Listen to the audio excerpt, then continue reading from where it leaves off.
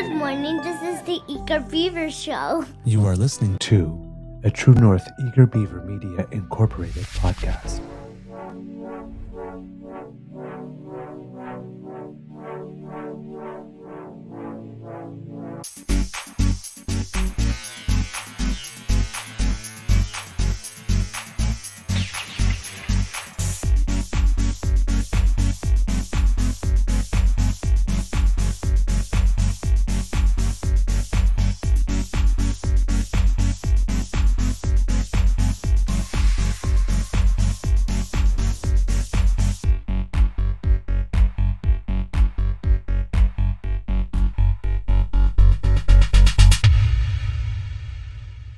The True North Eager Beaver podcasts are proudly brought to you by our founding sponsors, the Misfit Mysteries from Corvid Moon Publishing, your source for science fiction, fantasy, and cozy mysteries featuring a broad diversity of characters, CanadianTarot.com, your uniquely Canadian online eclectic tarot community, and the Peppermaster, hot pepper sauces made from farm-fresh ingredients to thrill your taste buds and expand your mind.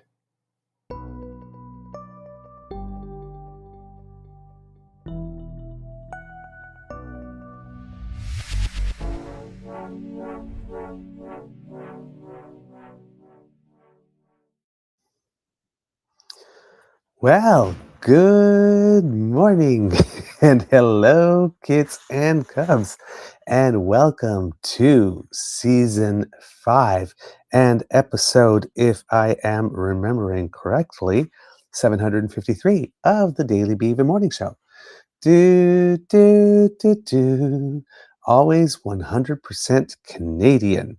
Today, recording day is Friday, October 3rd, 2025, and it is a very gray day here at the Beaver Lodge.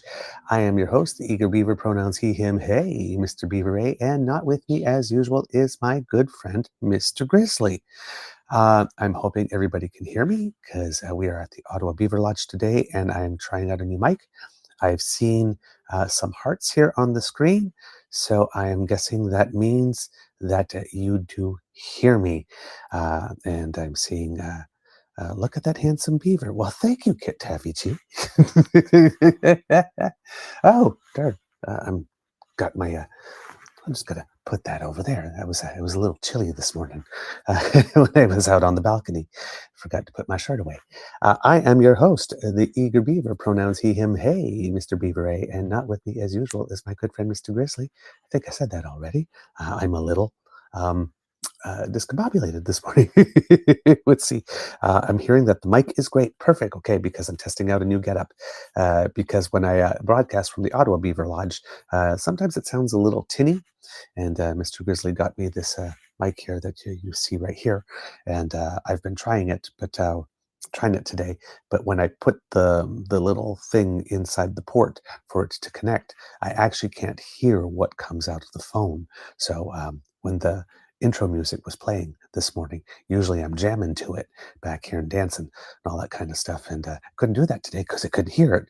And if I go to the actual YouTube page where I'm looking at your chats here that I've got here on my little laptop right here under. We have a little bit of a delay that way. So, but okay, everything's working fine. Tech work today. Yay! All right. Already, we're doing better. It's a good day. A big thank you goes to our podcast founding sponsors, the Peppermaster, the Misfit Mysteries from Corvid Moon Publishing, and PsychicTarot.ca. Kids and Cubs, how is your mental health doing today? I am in good spirits, but I have to admit I am a little bummed out. I was showing leg, ankle and thigh, and even mid thigh yesterday because we were supposed to have a very big interview yesterday evening at 5, recording it, and I didn't want to say who it was because I didn't want to jinx it. And turns out that was a good idea because for some reason we do not know why yet. So I'm hoping that it isn't an emergency that is somewhat uh, I won't say catastrophic, but critical. But our guest did not was not able to make our interview time, and their publicist who we were working through, we hadn't heard from them all day yesterday, and we still haven't heard from them today. So we're hoping that everything is all right with our guest, but for some reason, and we do not know why that is yet, it did not take place. So that was one of the things I had mentioned earlier when I was saying why I was only showing leg and not wanting to say, because I didn't want everybody to say, oh, yeah, yeah, sure, like you got that guest. And oh, yeah, of course they didn't show up. So, yeah, hopefully, we will be able to reschedule, but yeah, I'm a little bummed because I was extremely excited for it, and of course, as you know me, sometimes I tend to over prepare. So I was ready, ready and raring to go, and we also had Mr. Grizzly lined up as well, so it was going to be, hopefully, hopefully it was going to be something good. I can't guarantee it was going to be good, but hopefully it was going to be something good. But it did not happen. So I'm a little bummed. I have to admit, I'm actually more than a little bummed. I'm actually surprisingly chipper considering how bummed I am, which is really weird. But oh, Kitland, we would never say that. Aw, you all are lovely. Thank you, kits and cubs. Thank you, DAMFAM. But like I said, given that we didn't hear anything at all, and it's not like, oh, we're canceling or we don't want to do it anymore. Like I said, I like to first assume the best. Um, so in that sense, I'm not going to assume. I'm going to assume that it's not us. It's something that happened at their end, and that there was some type of either last minute thing, or hope not critical emergency. Our guest is a parent, so as well, could be just a family issue. Kid playing at the park falls off the monkey bars, breaks an arm, that type of thing. So we will wait, and we will hope we will hear from our guest and our publicist and figure out what went wrong, and hopefully be able to schedule another time for it. But right now, it's looking like a so close, but still so far. And I choose to be the resident optimist. So I am going to choose here to say that it's just something came up. Traffic, even could be, yeah, flat tire. Couldn't get there on time. Who knows? But yeah, we will get some news, hopefully, over the next little while, and be able to reschedule and have that for you. But yeah, it's well, I'm sure everybody knows what it's like. Everybody's had an experience now and then of being very excited for something and preparing for it, and then for some reason it just doesn't happen. There's that sort of just like wah, wah, wah, wah, wah, wah, wah, wah, feeling to it. But that's okay. That's okay, because, like I said, right now I'm not going to fill in the blanks with whatever needs to be true to go through whatever narrative. Right? I know what I know. We had a time, it didn't happen, and that's all I know. And there's no point in trying to fill in the blanks with various things to figure out what could have happened. So you just place your faith in people and think that there must be a reasonable explanation, and you wait.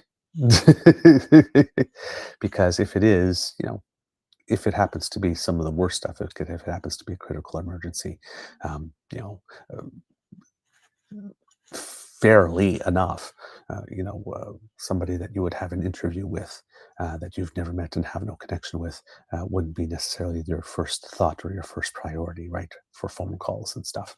So, um, fingers crossed that it's nothing terrible for our guest, and fingers crossed that everything will be able to be rescheduled, and that it's merely a speed bump for everyone involved, because that would be the best possible situation, because we certainly want the best for our guests. All right, kits and cubs, let's take a look into the magic monitor and see who we have with us on this fine Friday morning. All right.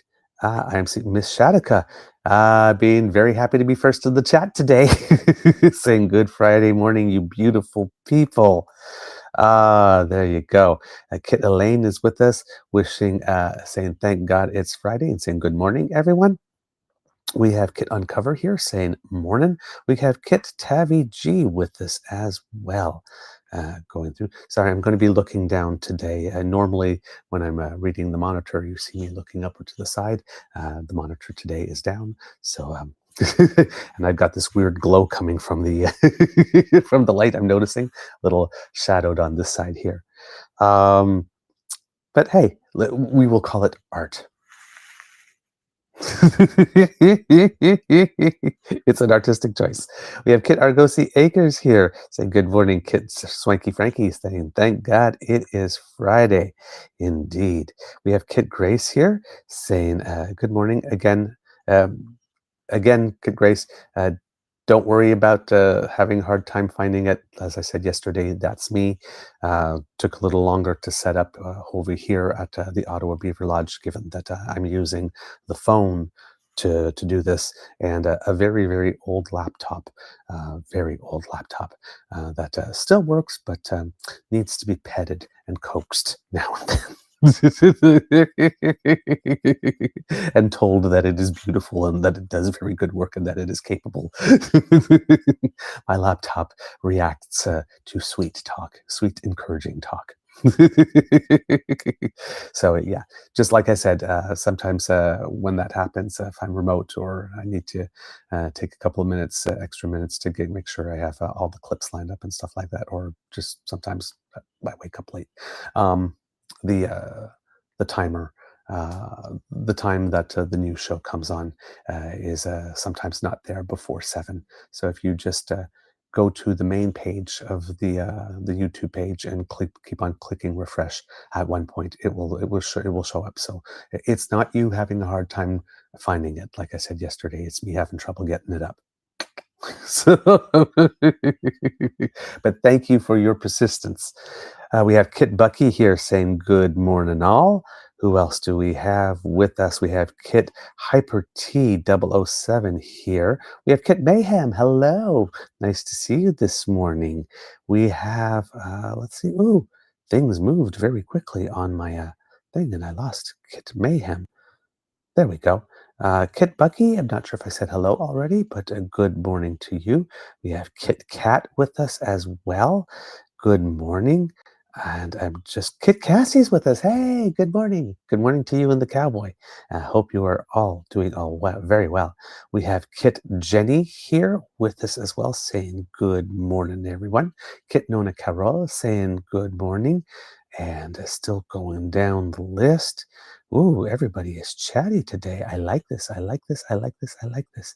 And I see Kit Moan here. Good morning to you, and good morning to Mateo, Rain, and Jazzy. Hope the whole family is doing well. And that is everyone I have here in the chat. So Kit Moan is the last person to slide across the plate this morning to get a greeting. And since Kits and Cubs, we are talking about sliding across the plate. I'm guessing that this might be a good time to mention that whether you have been a long time baseball fan or whether you are a bandwagon jumper, as am I, well, today is the day that you have been waiting for a certain amount of time, because I believe today is the day that our beloved Toronto Blue Jays take to the field, according to our sources here. The Toronto Blue Jays open up their postseason schedule tomorrow, not today. Sorry, I was wrong. Tomorrow. So it's baseball Christmas Eve, Kits and Cubs. You got to leave Santa Bichette a bottle of Gatorade and and some protein bars by the fireplace. tonight. But yes, with the best record in the American League, the Blue Jays did enjoy a bye in the wild card round and advanced straight to the division series. Uh, and a good piece of news about this, Kits and Cubs, is that the seems that the Blue Jays will be giving away 500 free tickets to every Toronto Blue Jays postseason game, according to Nelson Anderson here. Seeing if there's an article. Yes, it is. Team owner Edward Rogers is stepping up for the postseason to help some of those fans who were shut out at the virtual windows. However, looking to reward random fans by giving 500 free tickets for each Jays home game throughout the MLB playoffs. Everyone can feel the buzz of the postseason baseball across Canada right now, said Terry Tweedle, Chief Brand and Communications Officer for Rogers. As proud owners of the Toronto Blue Jays, we want to give even more fans and customers a chance to experience the excitement firsthand. The idea is to take over an entire section for all the group fortunate enough to snag a ticket for home games in the Jays' first return to the playoffs since 2023. For the best of 5 American League Division Series, Rogers has given away 250 pairs of tickets to each game at a location in the Greater Toronto Area. A different location will be announced at 8:30 a.m. Eastern Time on the morning of each game through @Rogers Instagram and Facebook. Let's see, what else does it say? Fans unable to travel to the location can follow and comment on the Instagram post by 10 a.m. Eastern Time for a chance to win one of 10 pairs of tickets for that day's game. Game 1 and 2 are Saturday and Sunday at the Rogers Centre. Game 5, if necessary, will be October 10th in Toronto. Rogers also is giving away tickets through Rogers Beyond the Seat, including a grand prize contest for each series that includes a pair of tickets with airfare and accommodations. And Blue Jays fans can go to rogers.com/Blue Jays to enter for a chance to win. So there you go, Kits and Cubs. Some excitement coming to the field. And of course, in my head, I still have the song. Okay, Blue Jays, let's play ball. Boom. All right. Didn't warm up the voice this morning. Oh my, and I forgot to fill my cup. That was the last drop of beaver moistener. I might have to get up for a second during the show if my beaver gets a little dry. I have a little glass here next to it that has a little extra water, fortunately. I forgot to top up before starting the show.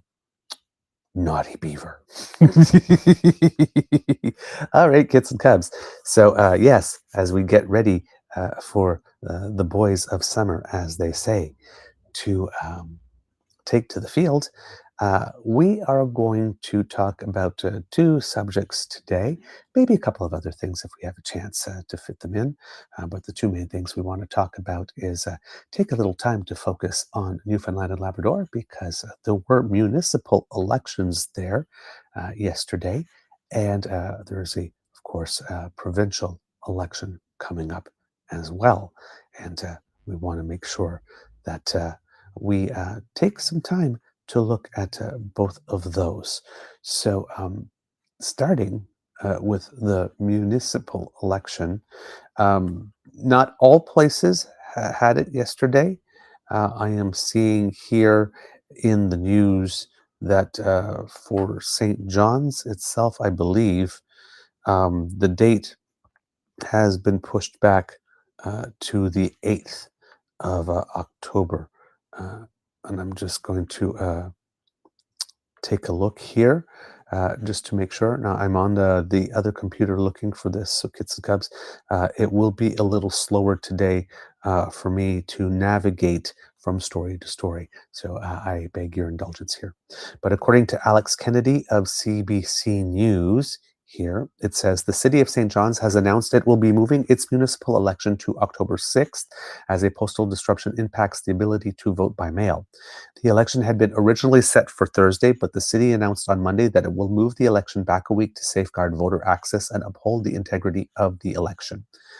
Quote, this disruption has required us to act quickly and carefully to ensure two things above all else: that every resident has the opportunity to exercise the right to vote, and that the integrity of the election is fully protected. Teresa Walsh, the city's clerk and chief returning officer, told reporters on Monday. Although workers of the Canada Post Workers Union Local 126 have been on strike since last week, a small group of people spent part of Monday working to retrieve vote-by-mail kits left in the postal system, according to a statement from the city. Mike McDonald, CUPW Local 126 president, said that it was a hard decision to make to head back to work temporarily, but workers ultimately wanted to respect the right to vote and the responsibility they have in helping exercise it. Thank you so much. Thank you so much for that. Quote, the use of mail-in ballots is an important thing, McDonald told CBC News. We wanted to make sure that the other people's charter rights and constitutional rights are not being trampled on the way that ours have been for the last 22 months. Very, very, very clever framing. Very clever framing. Doing a good deed and tying it to your job action as well. Taking the moral high ground. That's some very, very clever PR strategy, but it also happens to be the right thing to do. It's always wonderful when the right thing to do also happens to dovetail well and create a good PR strategy for you. That is the ultimate win-win in our business. The city said that around 16,000 ballots have been returned by mail or secure drop boxes so far, about half of what was returned in the previous general election, but it couldn't guarantee that all ballots in the mail system had been accounted for. Quote, some ballots are still in the postal system and will not be reaching us by election day, Walsh said. Moving the date of the election allows the city to secure additional resources to accommodate a higher in-person voting turnout. Walsh, I'm not sure why that sentence is written that way. There should be no Walsh there. So let's try that again. Moving the date of the election allows the city to secure additional resources to accommodate a higher in-person voting turnout, which will likely mean an additional 10 to 12 staff members and additional laptops and voting scanners. Additionally, the city will launch a ballot status lookup system in the coming days to verify if a ballot has been received. Residents can call 311 and 709-754-2489 or email access@stjohns.ca once the system goes live. I will repeat those numbers if you happen to be watching from Newfoundland or Labrador or have family and friends and loved ones there. So they can call 311 or 709-754-2489 or email access@stjohns.ca by October 7th. Not by October 7th. stjohns.ca. If a vote is confirmed to have not been received, residents can either vote in person at their designated voting center on election day or request a replacement ballot. Kits must be picked up by October 7th, the city said. We are making every effort to put in measures to ensure that everyone who wanted to vote gets an opportunity to vote, Walsh said. Well, she said, this is not ideal. The measures the city is putting in place will ensure voting is accessible. Quote, we're making the best of the circumstance, and I think in terms of all of that, the election will go smoothly. Walsh said that there's no risk for duplicate ballots to be counted, as ballots that aren't confirmed received will be invalidated before a replacement voting kit is issued. The city of St. John's has used the vote-by-mail system since 2001. Historically, Walsh said about 90% of ballots counted in elections are returned by mail. Walsh said the postal disruption does highlight the need for alternative measures to be in place, something she says council recommended exploring with the provincial government in February. The strike is also happening during a provincial election scheduled for October 14th. McDonald said discussions haven't happened around potentially helping recover mail-in ballots for that election, but is open to talking to the government. So that's for St. John's specifically here on the Rock. But for the most part, it seems that there are results that play in other cities and towns. Things went well.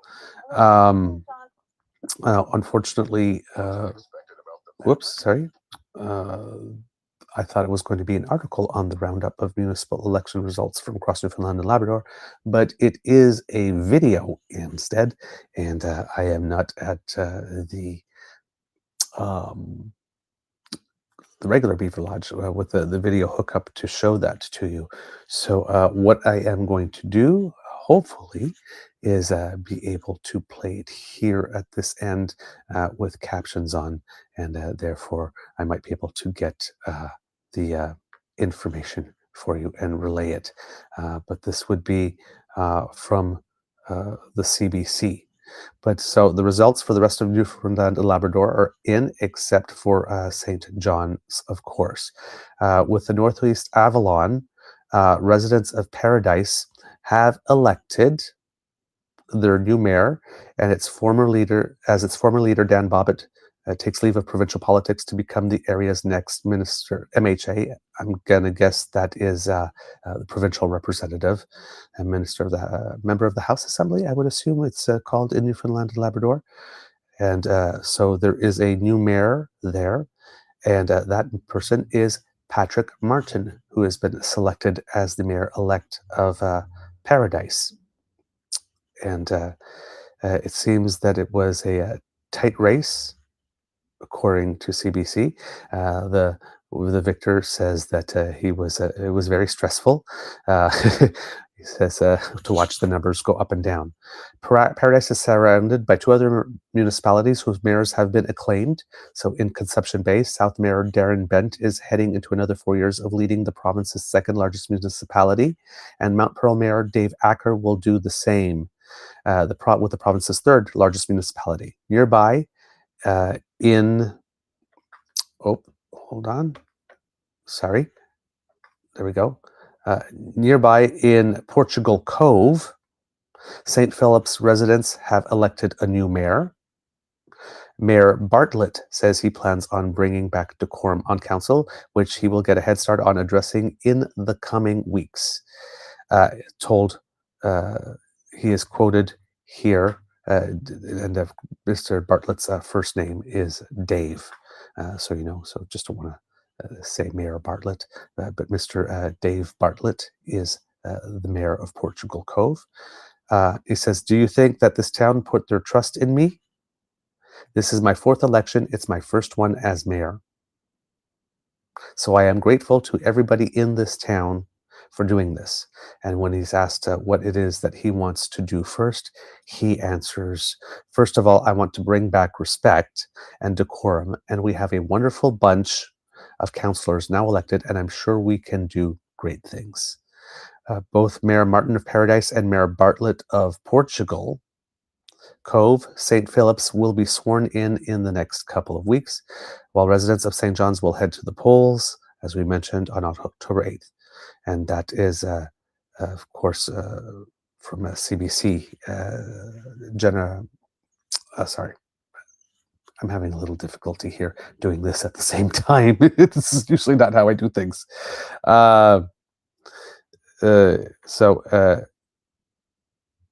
In Mount Pearl, I can't really actually figure out what went wrong based on this thing. All right, you know what? This is not working particularly well.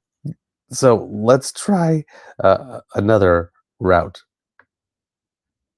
Here we go. Regan Burden from CBC News. There we go. This is better.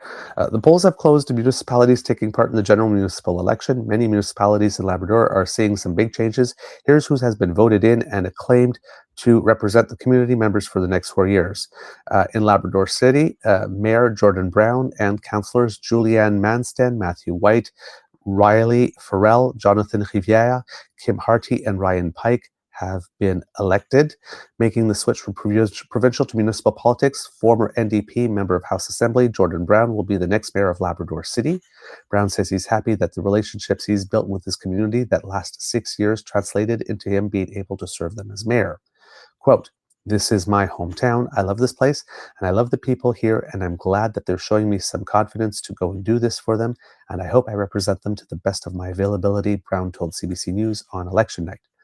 Brown says his priorities will be housing and getting power to the community to ensure Labrador City has the ability to grow.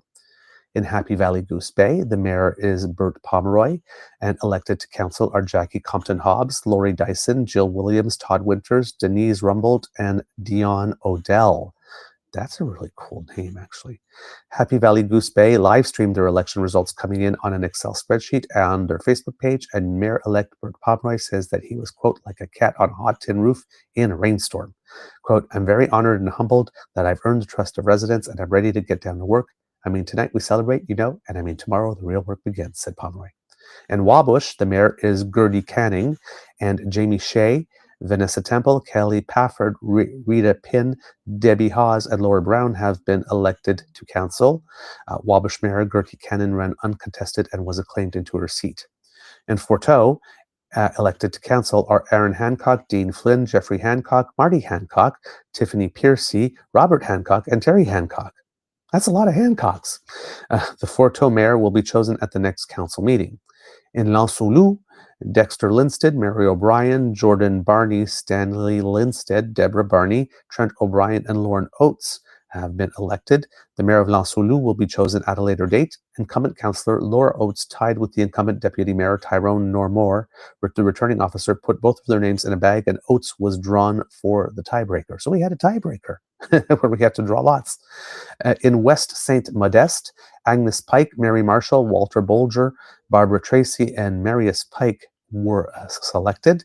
And West St. Modeste only elects 5 councillors, and the town's mayor will be determined at a later date. In Cartwright, Sonia Dyson, Priscilla Clark, Madison Dyson, Sandra Mugford, and Sean Howell were elected.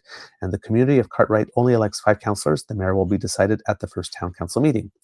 In Port Hope Simpson, Sarah Williams, Trent Parr, Charlene Penny, Gina Sampson Russell, Edward Strugnell, Frederick George Morris, and Edward Skinner were elected, and Port Hope Simpson's mayor will be decided at a later date as well.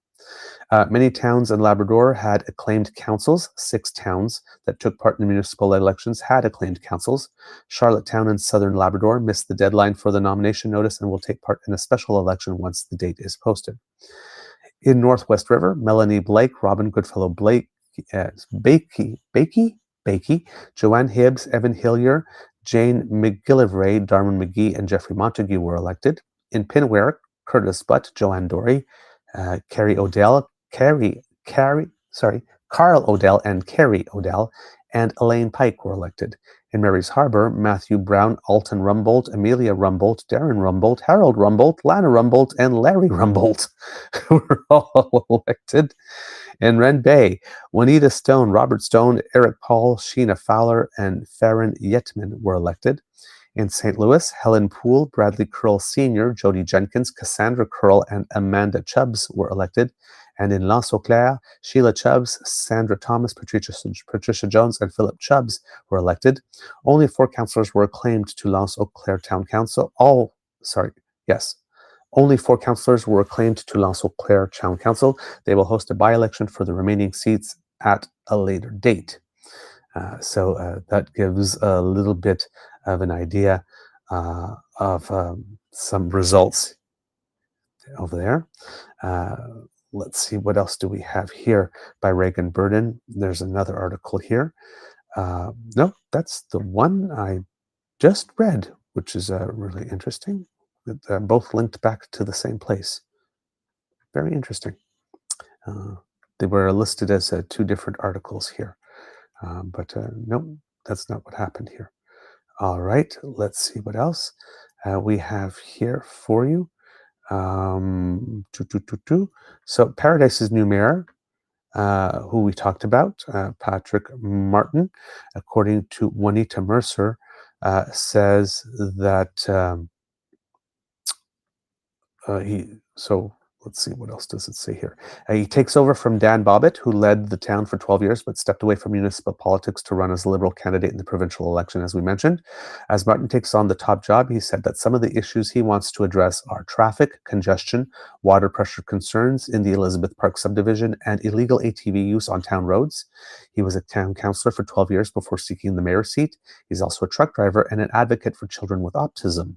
Martin said he will remain accessible, present, and honest as the town's new mayor, qualities he said he demonstrated throughout his tenure on council. Quote, I'm here for the people, Martin said.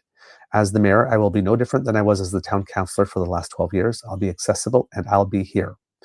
Martin said the main concern he heard from residents while he was campaigning was traffic congestion, particularly in the Topsail Road area. It's the primary route in and out of the community, and it's connected to two provincial interchanges that cause significant delays during rush hour. While he was campaigning, Martin said the town needed a strong advocate who would work with the province to upgrade its interchanges and roadways. In nearby Portugal Cove St. Philip's, a town of just over 8,400 people, residents also elected a new mayor on Thursday. Long-term councillor Dave Bartlett will take over the top job from Carol McDonald, who chose not to run in the election. Bartlett was up against two other candidates, former Deputy Mayor Madonna Stewart-Sharp and Johnny Hanlon, who also vied for mayor in 2021 but lost to McDonald. On a town council that's been rocked by infighting, Bartlett says he intends to lead by bringing respect and decorum to the council. So that's why there was a focus on that on his campaign. That council will be rounded up by 6 councillors: Kim Churchill, Keith Culleton, Aaron Gallant, Wendy Squires-Ennis, Robert Stapleton, and Gavin Will. Everyone except Will and Bartlett are new to council. In the province's second largest municipality, Conception Bay South, no one ran against Mayor Darren Bent, so he was acclaimed. Ditto for the province's fourth largest municipality, Mount Pearl, where Mayor Dave Acker was acclaimed. On Bell Island, the mayor of Wabana, Philip Tobin, was also acclaimed. And in Petty Harbour, Maddox Cove, no one voted at all because the entire town council was acclaimed. No one voted in St. John's either. That election was rescheduled to October 8th, as we mentioned, due to the postal workers' strike. Meanwhile, in Torbay, Craig Scott was re-elected as mayor, a position he's held for 8 years. He received 1,056 votes, while mayoral candidates Trina Appleby and Mary Thorne Goose received 663 and 783 votes, respectively. So there you go. That was the roundup article I was looking for, but it was masquerading as an interview with the mayor of one town. Ha ha! But persistence pays off. All right. So that's pretty much what we have here with regard to the municipal elections, because, of course, the one in the big city has been delayed. So we'll be able to get back to Newfoundland and Labrador and see what they have in about a week's time, or a little less than that, for the biggest city on the rock. Now, with the provincial election, a couple of things going on here. The first thing is that there hadn't been much polling in Newfoundland and Labrador for the longest time. I think it had been easily about a year, possibly even more, since the most recent one. And there was even some question. I was listening to the numbers with J.P. Fournier and Eric Grenier, the pollster, who was often on CBC. And they were wondering, I mean, they're in, right? This is their thing, numbers. And even they were wondering whether or not there was going to be any polling whatsoever from Newfoundland and Labrador during this election itself. And it seems that there is one that indeed did come out recently, and it is very good for the governing Liberals. Now, we had a sense that the governing Liberals might be in a good position based on provincial premier approval numbers that are put out by Angus Reid. They usually do that once a month. And going into the election, it was showing that interim premier John Hogan had a net approval of plus 23, which is some pretty good numbers to go into an election with. Yes, it had been over a year. Narrative Research had done the last poll in Newfoundland and Labrador, dated August 13th, 2024. There's one here that says August 19th, 2025, and Narrative Research put that one out, and that one said Liberals 59, PCs 31, NDP 9. So that's a 28-point lead for the Liberals based on that one, which would probably be indicative of, I would say, a majority win, although they don't have a graph on how it translates to seat count, unfortunately, here on 338.com. However, I believe there might have been another one a little more recently, because I did see it on the Polling Canada page, um, uh, on Twitter. Losing my words today.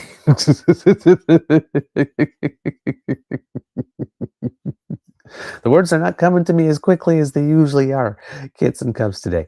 Uh, and according to that one, also, it was looking very good for the provincial Liberals.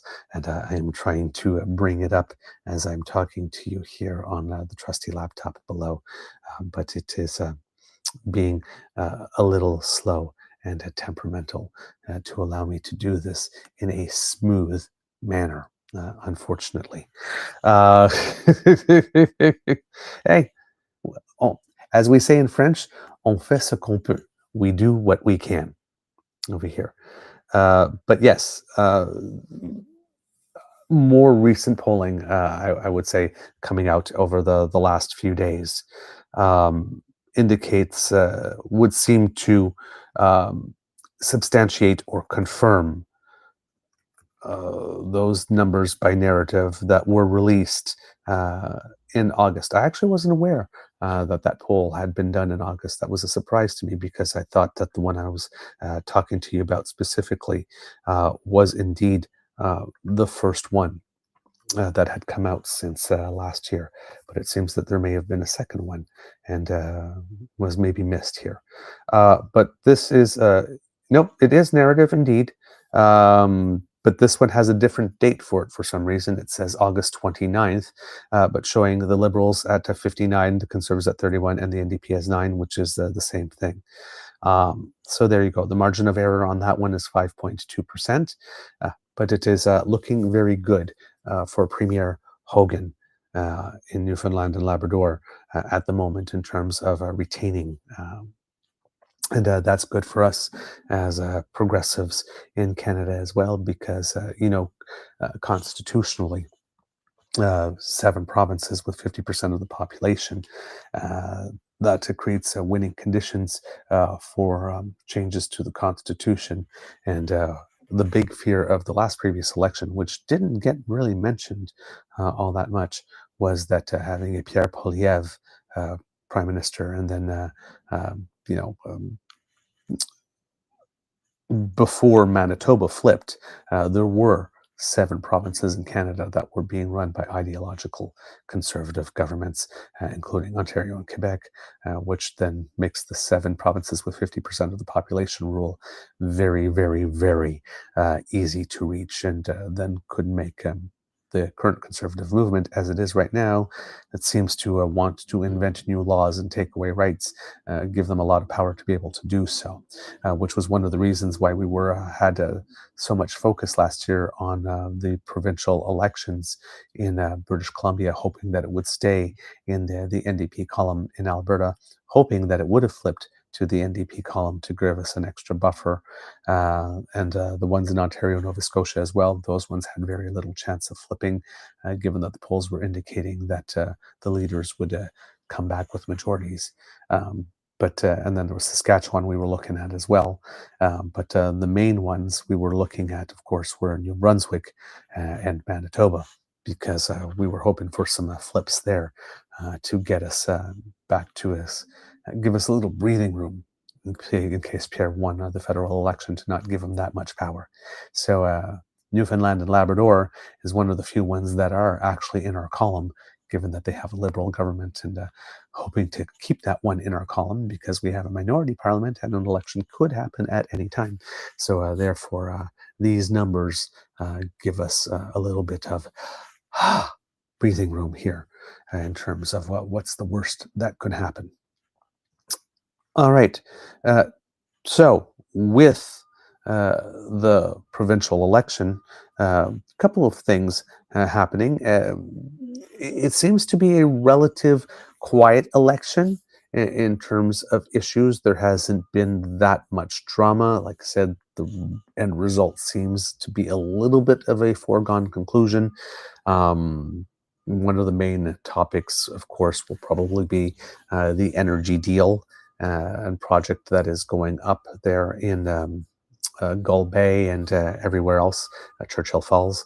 And of course, as we mentioned on the show, the current interim premier, who happens to have a legal background and has worked on this file when he was not the interim leader, thinks that he is the perfect person out of the candidates for leadership to be able to bring this process over the finish line, particularly given his background.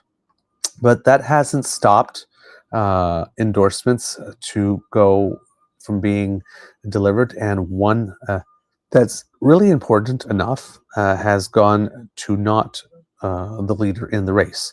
According to Alex Kennedy, a large umbrella organization that represents more than 14,000 trades workers across Newfoundland and Labrador is putting its weight behind PC leader Tony Wakeham in his bid to become the province's next premier. Trades Newfoundland and Labrador made the announcement on Thursday, saying other party leaders aren't stepping up to support local construction. Quote, "For the months and years leading up to the provincial election 2025, we have positioned and advocated for construction work associated with our natural resources to be done right here in Newfoundland and Labrador," Executive Director Bob Fiander told reporters. Quote, "The PC party showed no hesitation in coming out and getting on board with regards to doing work in this province. We haven't heard tell of the Liberal government at all." Trades Newfoundland and Labrador represents 14 construction unions across 50 trades. Fiander, or is that Philander? No, Fiander said his group has been pushing to advance opportunities for workers and their families and believes Wakeham can provide that. Quote, "It is support that we have had to work on to earn, and I want you to know that we will work just as hard to keep up," Wakeham said. "I want to make it clear that we will lead a pro-jobs government, and I reject anybody who says that Newfoundland and Labrador's days of building big things are behind us." The Progressive Conservatives put forward a series of construction and industry-related promises during their campaign. The party has committed to a $2,000 rotational worker tax credit, a promise to introduce a requirement that any public infrastructure project over $500,000 must include at least 10% apprentices, and a promise that apprentices will immediately get their logbooks following the completion of primary training. Wakeham also committed to building 4 new ferries for the province and said over the campaign that Newfoundlanders and Labradorians should return to building their own industries. Fiander said Trades Newfoundland and Labrador is also heavily focused on the Bay du Nord project, which has been postponed by Equinor since 2023, and making sure Newfoundland and Labrador is the leader in its construction. The organization has asked the next government to ensure that at least 70% of topside work for the project is done within the province. Equinor has already chosen a preferred bidder for the project's construction should it go ahead, Norway-based BW Offshore. Quote, "If Equinor wants to make money from our province's resources, they should be prepared to do work in our province and with our province's unionized workers," Wakeham said. "If our workers aren't working, why are we developing our resources? It's that simple." Fiander says he wants Trades Newfoundland and Labrador workers to be the primary beneficiary on construction of the Churchill Falls and Gull Island projects. Hydro-Québec would be the project lead for Gull Island development and manage its construction under the current Memorandum of Understanding. Quote, "Show us that that project is good for Newfoundland and Labrador, and we're there," Fiander said. So there we go. Some interesting promises from the Progressive Conservatives there.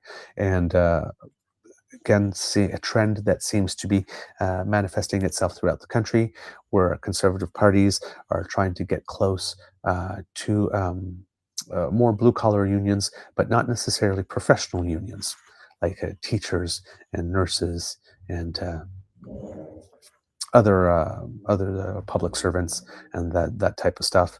As we keep on seeing in various provinces, lots of attacks against them from their various conservative governments, but not so much the trade workers or blue-collar workers.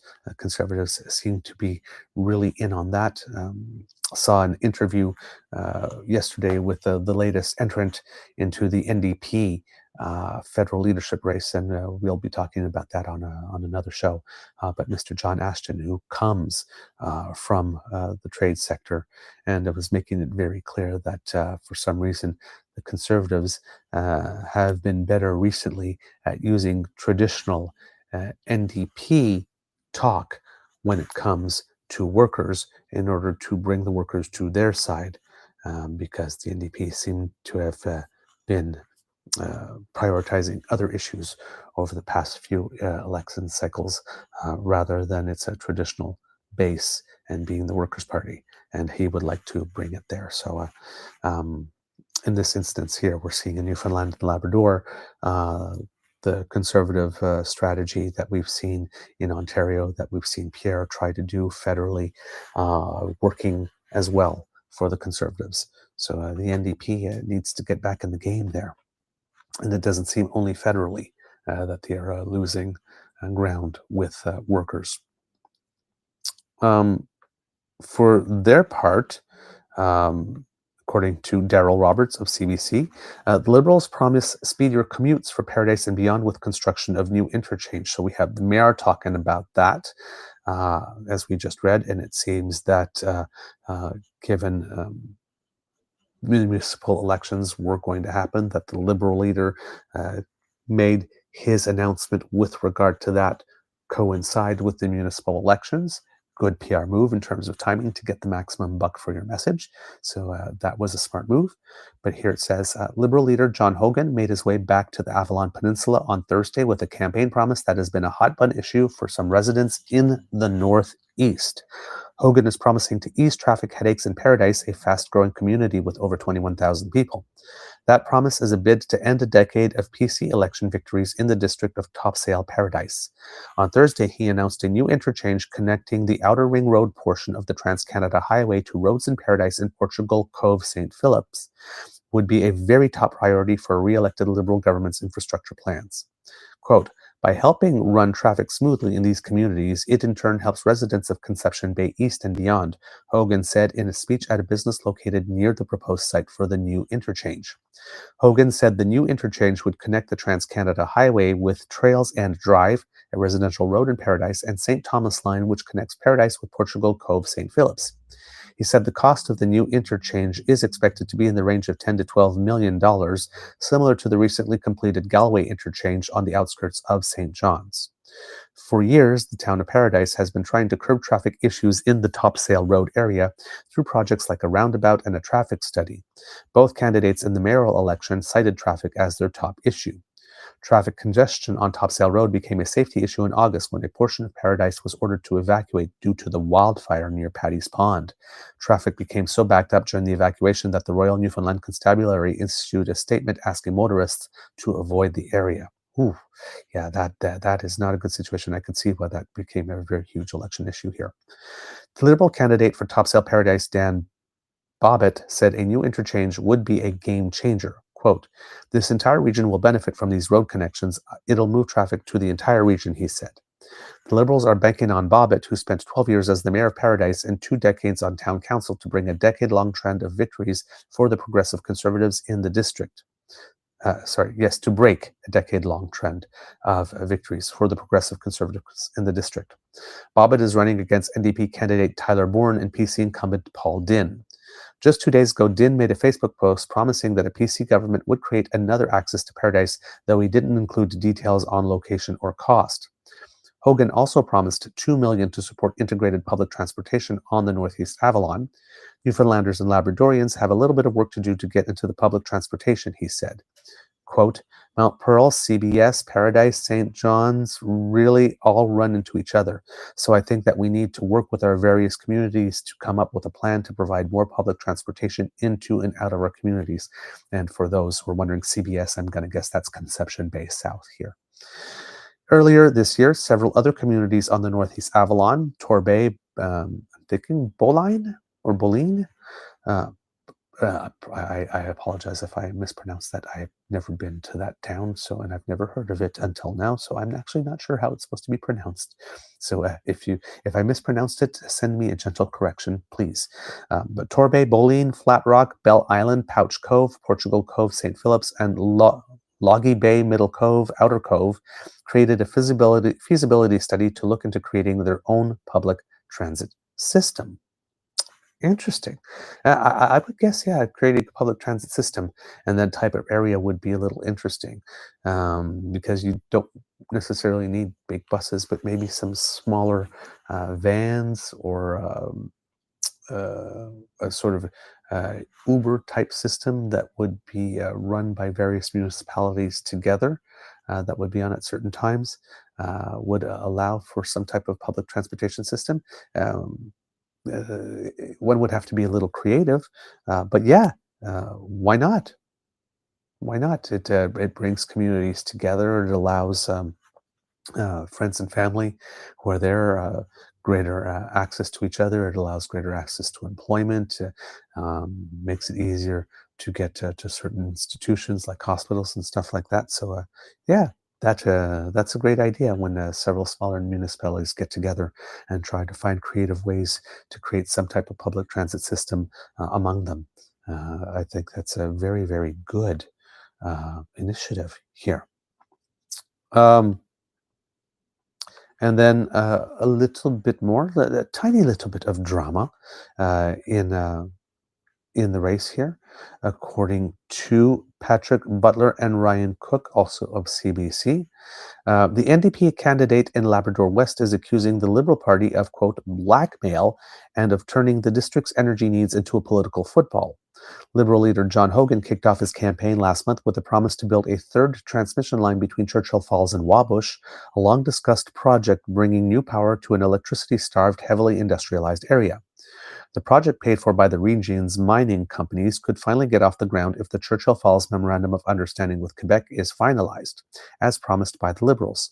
The draft agreement promises new hydroelectricity plants on the Churchill River, a portion of whose production would be reserved for Labrador, eventually tripling the electricity available to the region.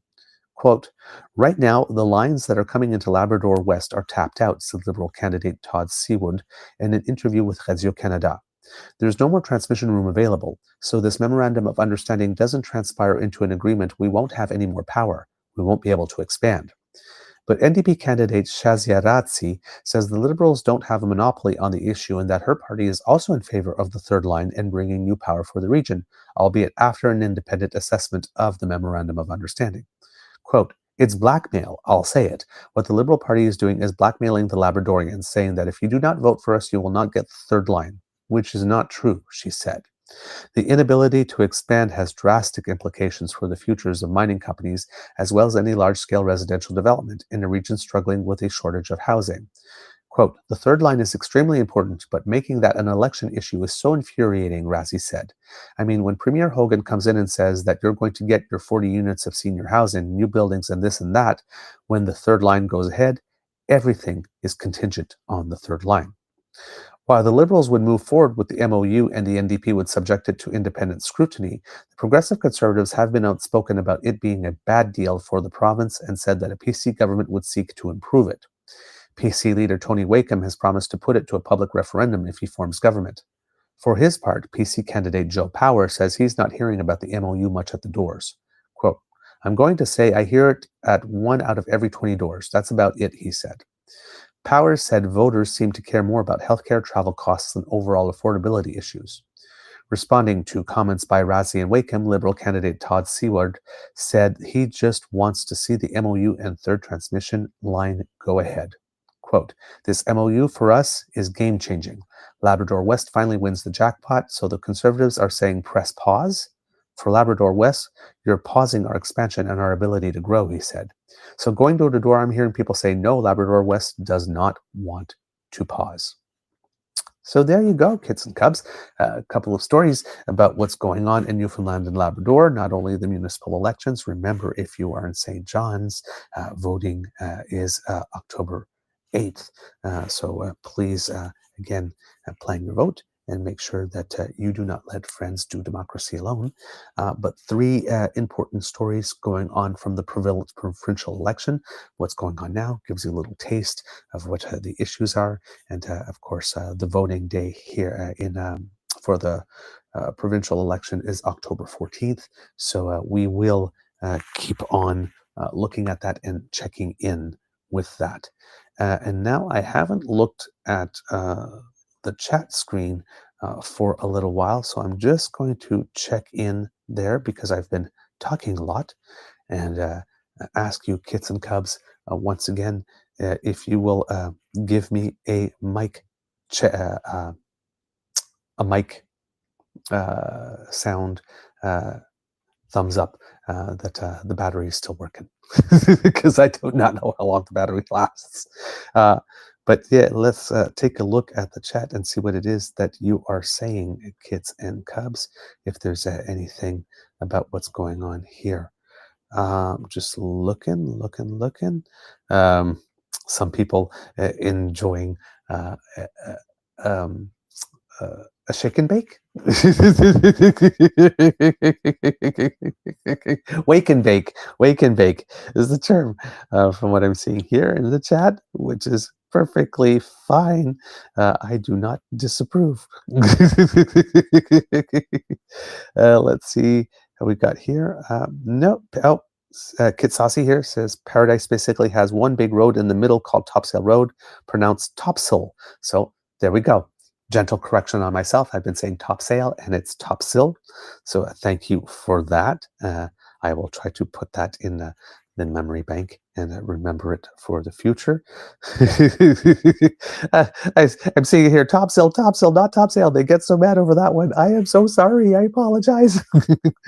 I plead ignorance. I did not know any better. Kid Sassy says, I remember driving on that road 12 years ago and it was intense. No one follows lines. The potholes were ginormous. Lights every 100 feet. Oh my. Okay. It's one big road into St. John's and it's chaos. Okay. Pauline is Boline. So again, I apologize, but now I know. And Logie, and I had no idea how to pronounce that because it was spelled Logy, is Logi, I'm guessing, or Logi. I'm not sure if it's a soft or hard G there, but thank you, Saucy. And he goes, saying, this makes me want to go back and visit. I've had the fortune only once with Canada 150 to go to Newfoundland and Labrador. Spent 4 beautiful days in St. John's and about 5 in the Bonavista area, and kicked myself the entire time for never having gone sooner. Basically, it was gorgeous. Now we got uncharacteristically good weather. It was sunshine all 9 days we were there. And on the last day we were there, just as we were leaving, there was a little bit of drizzle. And I really loved it. I thought, I love it here. The weather's great. Everybody's looking at me, don't get used to it. So it seems that we were there at a particularly good time here. Donna Monroe says, Outer Cove made me smile. My saying for a random Newfoundland town was Inner Outer Cove, and for a random prairie town was Lower Left Hill. Yes, indeed. Okay. And Saucy says, St. John's has a beautiful park with a butterfly enclosure that opens in the summer. Oh, we missed that when we were there. Oh, we would have loved to see that. My beaver sweetie loves gardens, and I'm a particular big fan of butterflies. There we go. Okay, well, thank you so much, kits and cubs, for giving me some tips there. So, Boline, Logi, and Topsail in the memory bank. There you go. Now, hopefully they will stay there, because I have a feeling we'll be talking about Newfoundland and Labrador a little bit more over the next couple of days. All right, kits and cubs. Also in the news, as you know, the federal government, how did that came out weird? The federal government has a big plan that it had ran on to diversify and reorient and improve the Canadian economy to make it more responsive and more resilient, considering that which is going on in the United States. And so far, the Prime Minister has announced 2 major federal coordinating agencies to bring that about. The first one, of course, was the Major Projects Office, as you know, that is associated with Bill C-5. and that has kids and cubs. The that's taking part of the portion of his plan, well, one of the portions of his plan that has to do with being able to get whatever it is that we produce out to different markets. So ports, rail, that type of stuff, and of course the project itself that would generate the products that we would ship through those various infrastructure. Um, but there's that part of it, and to attract investment and create jobs, and well, actually create careers, as the prime minister is saying, not just jobs in various industries, and help us reorient our manufacturing. So for example, more modular housing, not only for us but also for export, greener processes. So, for example, zero emissions copper mines, which then gives us a trade advantage. Even the $500 million in loans for Algoma Steel, as we were talking about yesterday, moving from their coke plants to electricity plants, which again changes the footprint of that which is being produced there, as well as producing different products. They'll probably be producing less coil, as mentioned, but maybe more of the sheets that they were talking about, and maybe introduce a different type of product there that will serve better our purposes. So that was the first one. We had the major projects office, and that one is on the way. We've had the first 5 projects announced, for which there has been some criticism as saying, well, these were projects that were already way underway. And yes, that is true to a certain extent, but everybody involved in this is kind of saying yes, but there were still like 1 or 2 hurdles, either a financial hurdle or a regulatory hurdle that they need to overcome in order to be able to get to where they want to be, and that this process was going to help them over that. And of course, I'm not sure why one would expect someone who's a central banker to not. He's basically what's called laddering projects. So for anybody who's ever bought bonds, for example, as a matter of investing, or GICs, people will often use a laddering strategy. So they won't take all their money and just buy GICs in one time, but they'll buy some, with the coupon rate expiring in various years, and they'll buy some longer term products and shorter term products, and as the rates change, to take advantage of rates, right? Uh, and so, yeah, in this case, these projects are being laddered as well. Things that are nearly shovel ready right away, that just need a little push, and this is going to happen with, as we saw in that second tier projects, things that are not exactly shovel ready yet, but pretty darn near, and maybe down the road there'll be a third list of bigger projects that have a longer time horizon, more than 2-year time horizon or something of the sort, that you're giving a look to, which makes it curious for me to figure out how Danielle Smith thinks that she, as herself becoming the proponent, because she's not able to find one, is going to be able to bring concepts of illusions of a plan and of a proponent to the Majors Projects Office to get it on a list, get a pipeline on the list for this November, when the concession to her was putting the Pathways project on the list of the second tier projects. I do not foresee a reality between now, which is October 3rd, and the Grey Cup, that Danielle Smith has a route, has enough consultation done with Indigenous communities, and has a proponent with actual money willing to put behind that pipeline in her pocket, to go to the Majors Projects Office and say, here, I have all the components, put me on the list. I just the Indigenous consultation portion alone cannot be done in that 1 month. So I do not know what reality she's living in, thinking that she is going to, because she decided that she is going to be the proponent, because she has not been able to find one. Because, of course, awarding herself a uh, little nifty $14 million in play money to make that happen. Interesting. Wondering what that $14 million is going to be used for.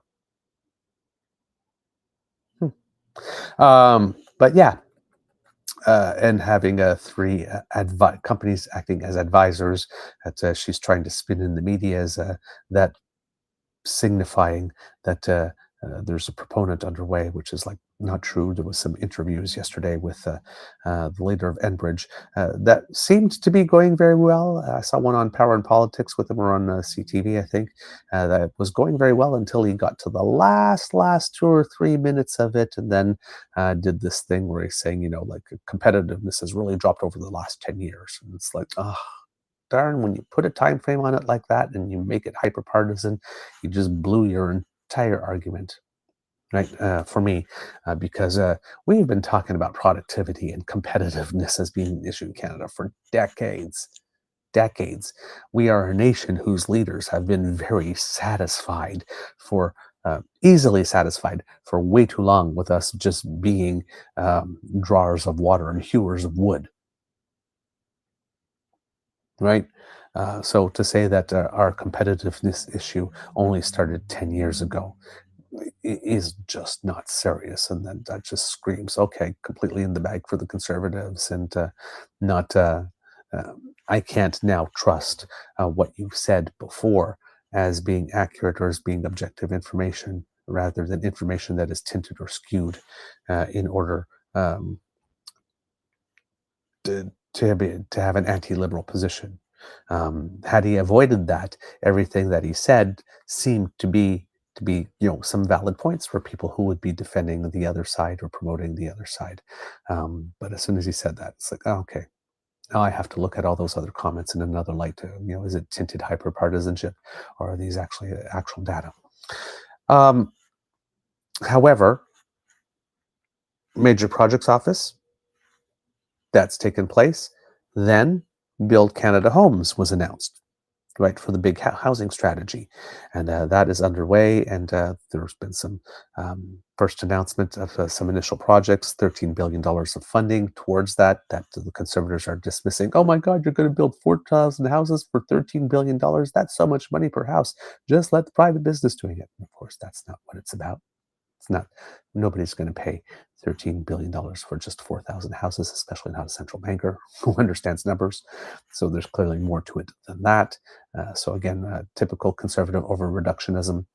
And the third pillar of the strategy, of course, as you know, is Mark Carney going around the world and making sure that we are going to have a huge defense manufacturing sector, because we are looking to spend less of the military procurement money that we have in the United States, and looking to spend more here in home and making other deals. So we have that big deal with Europe that unlocks access to over $1 trillion of projects, and everything else that goes along with that. We also have Germany and South Korea looking at us as potential suppliers for submarines. And there may be some opportunity to have our steel and aluminum being used there. There's also looking at the F-35s, or the fighter jets, that we do have a certain number of them coming from our deal with the United States, but whether or not we want to have the rest of the fleet coming from there, or whether or not we want to get them from Saab, get the Gripen from, or Gripen from Sweden, and which would it seems that the discussions are going on there is that if we did that, a lot of the building of those would be happening in Canada, and again, probably using some Canadian source materials. But in Canada, one of the problems that we have had for quite a significant amount of time has to do with the procurement, particularly when it comes to defense. It seems to just take too damn long, and creating a situation often that people are talking about, that once we finally do get the equipment, the situation on the battlefield or advances in technology or in military strategy have changed so much that these big purchases that take so long don't are not necessarily um, as relevant as they could have been had we been able to get them a, a little more quickly. Uh, Another thing that is going on as well because of the success of things such as drones.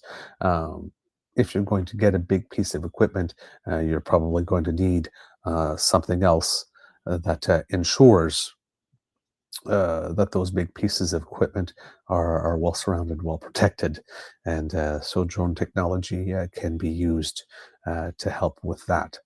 So, according to the Canadian press, uh, it seems that the third pillar of these coordinating agencies has now been announced. So we have the major projects building offices, we have the Build Canada Homes, and here we will have um, something coordinating agency for defense procurement. And hopefully, once all of these are up and running efficiently and up to speed, we are going to see all these elements of these plans start coming together in a more coordinated fashion. It seems that the Prime Minister does seem to have a penchant or a like for organizing things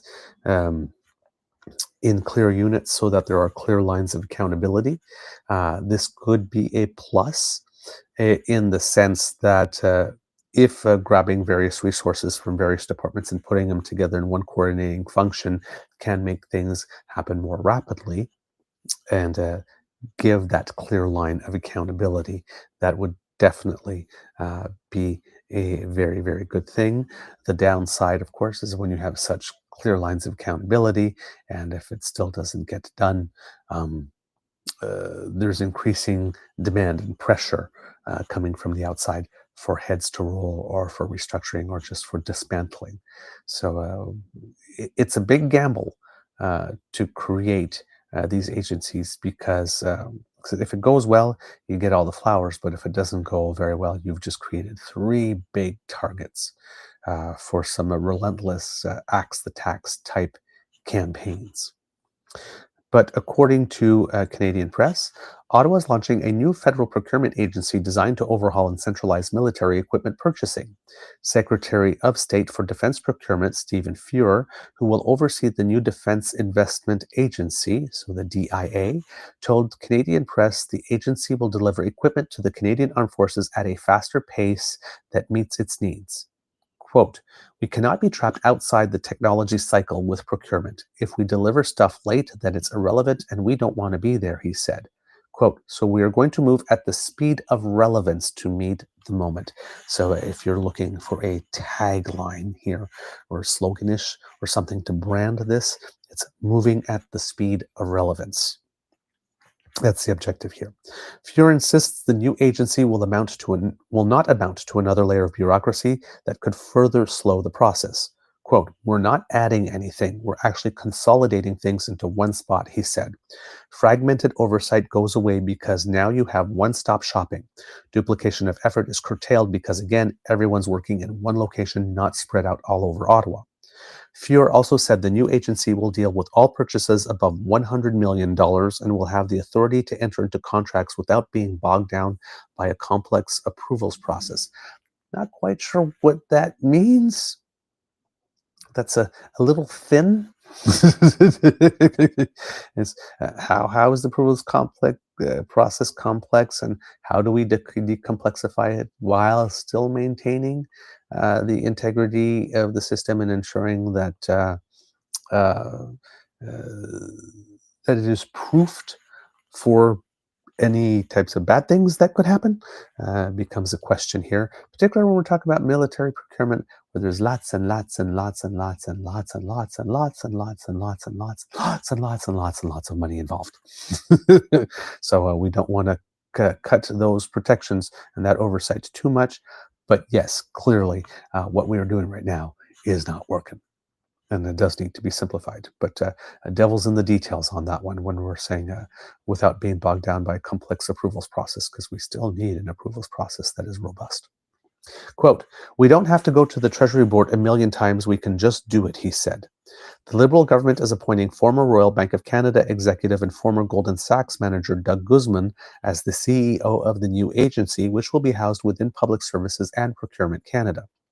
Prime Minister Mark Carney campaigned in the spring election on a promise to reform the defence procurement by streamlining the system to cut down on lengthy delays. The Liberals had committed to setting up a new defence procurement agency in 2019, but abandoned those plans as a priority when the COVID-19 pandemic hit. Canada has promised its NATO allies that it will spend the equivalent of 2% of its GDP on national defence every year, spending levels not seen since the Cold War. The government is also expected to produce a new defence industrial policy in the coming months, and more to come. That's what we have at the moment with regard to that. Now, there were some announcements yesterday made specifically. I have not had time to watch them, so I can't tell you specifically what was said in them and if there are any particularly interesting answers to questions that came from the media on that one. But I will definitely be following that and bringing that to you in future shows. So there you go, kits and cubs. That's basically all I have at the moment for defense. Coming from the Canadian press, I had been looking at other sources and wasn't finding too much more that was interesting on that.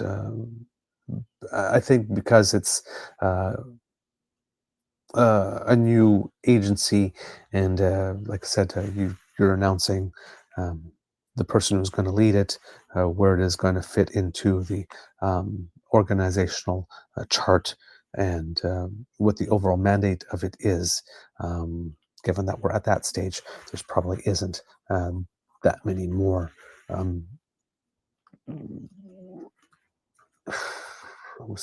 salient or interesting elements that would warrant further discussion or debate at this time. But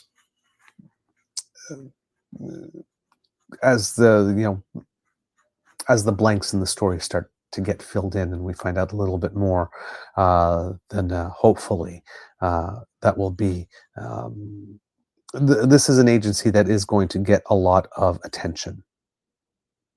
So there's my words are, I can't find my words this morning. I'm so sorry, kids and cubs. It's an agency that is going to get a lot of attention, so we're going to hear a lot more about how it develops. It's going to be really upfront and center. I did find something else that has more information here, or at least some more quotes that could be of interest here. It's also from the Canadian press, but a less edited down version of the article than the one that I read you. So this one here is appearing in CTV. It has a little more to it here. So it says here in this article, for example, some of the stuff that I mentioned here, when Mr. Fuhrer was talking about moving at the speed of relevance. It says, Canada's system of defense procurement is notoriously complex and slow. It is spread out across multiple departments, a product of the peacetime focus on political risk avoidance and budget management. The federal government's search for a new fixed-wing search and rescue aircraft, for example, started more than a decade ago. Ottawa awarded a contract for the high-priority procurement of a fleet of CC-295 Kingfisher aircraft in 2016. The first aircraft rolled off the line in 2019, but they only entered into service this year. That's a long time. The Liberal government is appointing someone from outside the defense industry to run the office, which will be housed within the Public Service and Procurement Canada, as we mentioned, and that is Mr. Guzman. But Fuhrer will ultimately oversee the office and be politically accountable for it. Fuhrer, who was I mentioned earlier, is the Secretary of State for defense procurement, is a former CF-18 fighter pilot, and he said the new agency will centralize the process for all purchases above $100 million. He said the office, in addition to be able to enter into contracts without being bogged down by complex approval process, will also use the risk-based contracting approach the government adopted during the pandemic. Quote, for low, medium, and high-risk projects, we have the authority to enter into the contract. We don't have to go to the Treasury Board a million times. We can just do it. So a little more added to the quote about simplifying the approvals process that I was asking about, the devil in the details there. The defense industry, meanwhile, is waiting to learn how all this will work in practice. Christian Cianfarani, the president of the Canadian Association of Defense and Security Industries, says it's not clear what kind of targets Ottawa will set as it looks to buy more Canadian defense products, or how the new office will function within the existing procurement system. Quote, we would expect to see clear measurement targets for the growth of the industry, Cianfarani said. We would expect to see something like goals for the number of steps that would be reduced in the procurement process so that we can make a connection between this agency and this ambition of the Prime Minister, which is effectively an ambition for growing the economy. Prime Minister Mark Carney campaigned in the spring election on a promise to reform defense procurement, ramp up defense spending, and implement Buy Canadian policies. At an announcement in June, Carney said he understands that procurement funding often goes unspent by the Department of National Defense and lapses, resulting in the military running short on the equipment it needs for deployments. He also said it's, quote, very hard for the military and defense department to plan beyond the short term. Quote, they need to be able to do that, Carney said at the time. Cianfarani said that if Carney wants a procurement system that's focused on buying Canadian, the process for acquiring domestic military hardware should involve as few steps as possible. Quote, we should be biasing the procurement system in every way to make those kind of purchases happen as fast as possible, she said. When the office is not going to buy Canadian, she said, it should be clear with contractors about how it expects them to incorporate Canadian businesses in their supply chains. And then, of course, as we mentioned, the Liberals had originally committed to standing up the new Defense Procurement Agency in 2019. So this is an idea that has been several years in the making, of course, as we mentioned, disrupted by COVID. And then I guess other things going on post-COVID that the government didn't get back to it at the time, but is now. So there we go. 3 major agencies. They are set up. Of course, not all fully staffed yet, but that's coming. And so within, I'm going to guess, maybe a few months or whatnot, maybe, I'm not sure how long it will take them to get online. Usually it takes a long time for an agency to get online, but Carney seems to like to move fast and expects people to be efficient. So I'm not sure that he is particularly keen on giving these agencies a full year or a year and a half to fully set up. I think he's going to want some results a little more quickly than that, mainly because the opposition, because it doesn't really have much to argue when it comes to these things. About the only thing that they can say is not fast enough, not fast enough, needs to be faster. Scream if you want to go faster. And that's about the only criticism.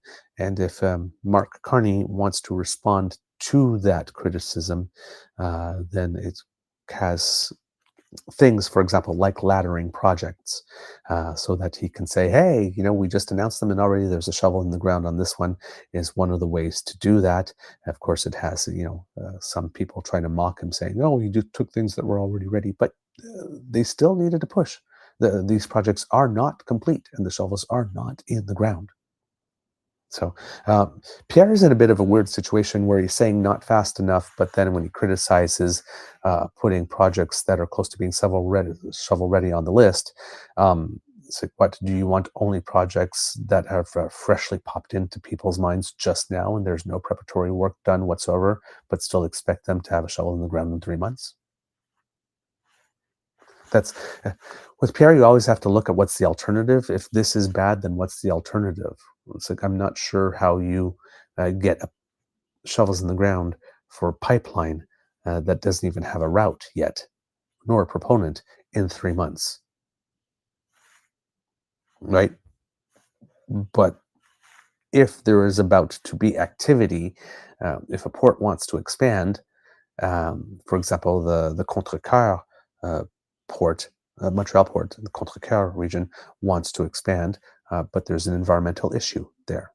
There's a specific either species of fish or something there that could be affected by the expansion of the port. And that's the number one, that seems to be the big hurdle there. So trying to find a way to deal with that issue specifically in a manner that is rapid enough, but still hopefully thorough, to allow that project to go ahead. Um, if that's all that is needed and there is a solution at hand, then why not focus everybody's attention on making that happen as soon as possible so we can get on with it, right? Rather than having, again, uh, not saying not doing the study, doing the study, but in a more focused manner with maybe probably more people around the table and people ready to take the results of that study as soon as they come in and act on it, rather than having it on a shelf for 2-3 months or sending it to a couple of other places first and all that kind of stuff. There's got to be some faster ways. So given that Pierre always seems to say faster, if there are some ways that Mark Carney can have news cycling over and over and over again, sort of flooding the zone with projects that are that are happening, and at various stages are making progress, notable progress, significant progress. That sort of quells the faster, because at some point people are going to go, "Well, gee, how much faster do you want it?" It's not like we got a replicator or something, right? To just say it and it just pops up Star Trek style. There you go. Um, so,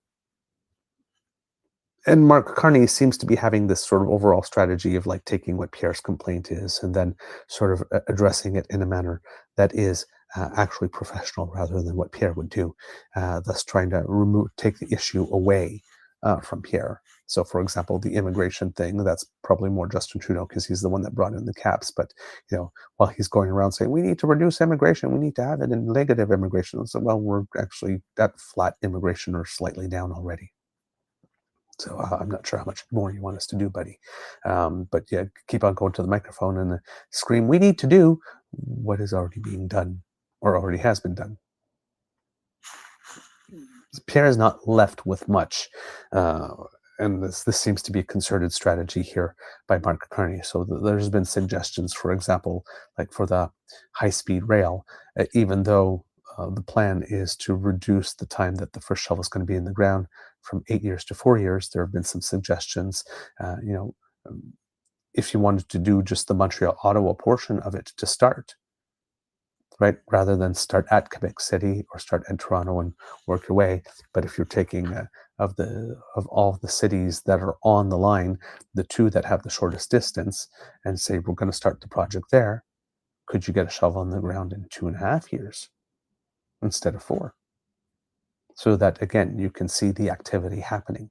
So there might be a lot of different ways to sort of reorient these projects or redesign these projects in that sense to get certain components of them that might be more helpful, or that could see a more immediate, more nearer term impact done first, to have stuff to point to basically make Pierre look foolish or shut him up, or force him to have to find another line of argumentation, take that one away from him as well.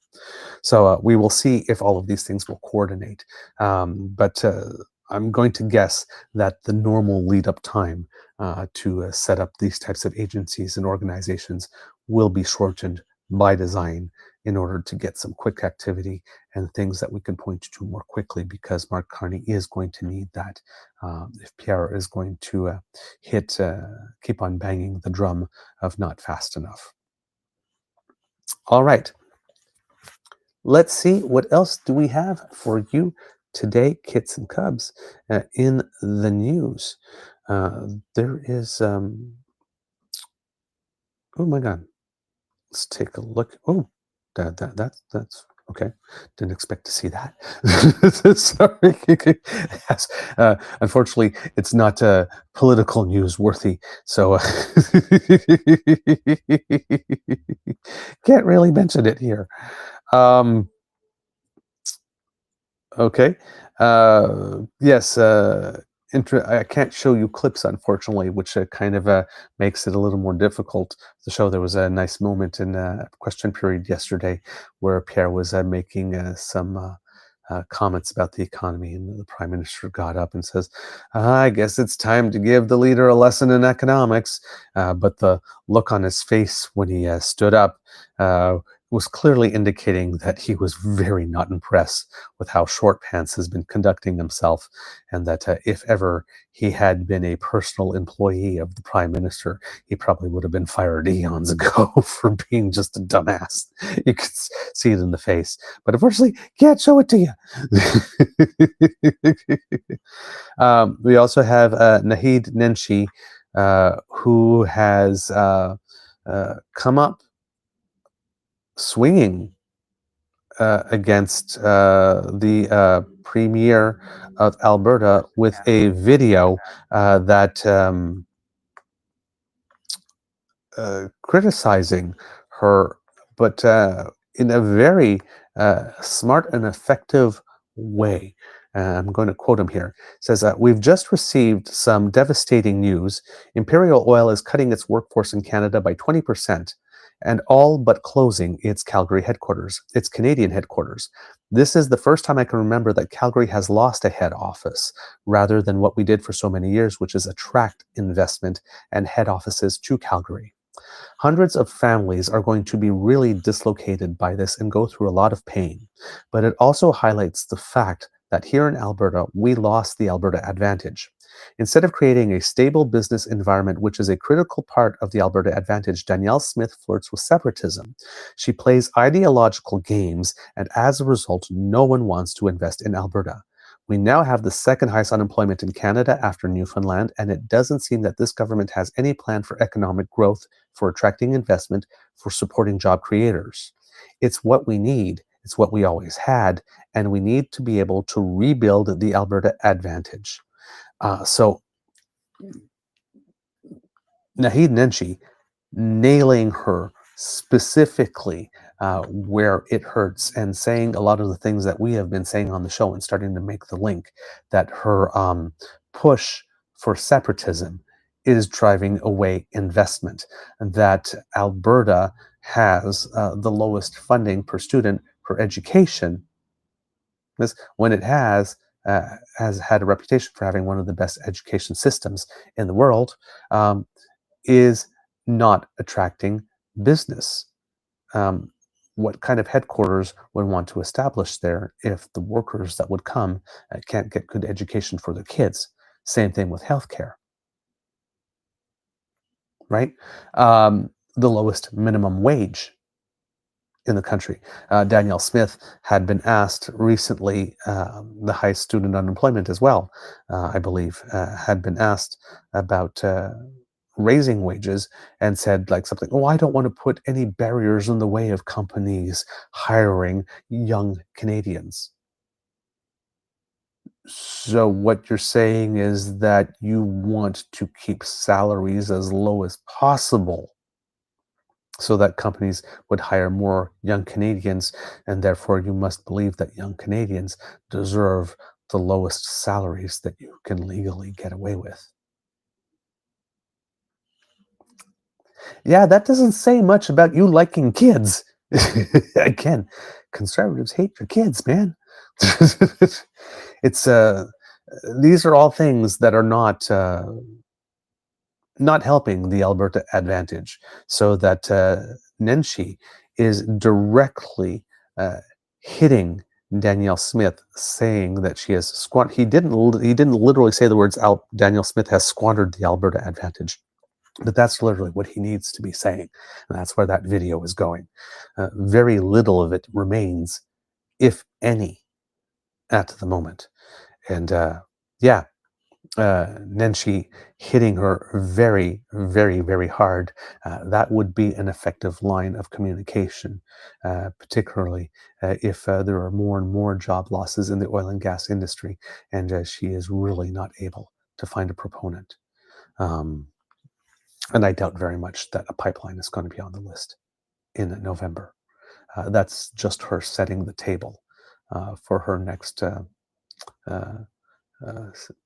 her next few months of fundraising and nailing herself to a cross. Wow, Ottawa and Canada hates Alberta and all that kind of stuff. I can't believe he didn't put a pipeline on. It's like, we need a pipeline. That's the only way. It's like, no, it's not the only way. And if you were a little more creative and were actually participating in the process, you would have more than oil to offer.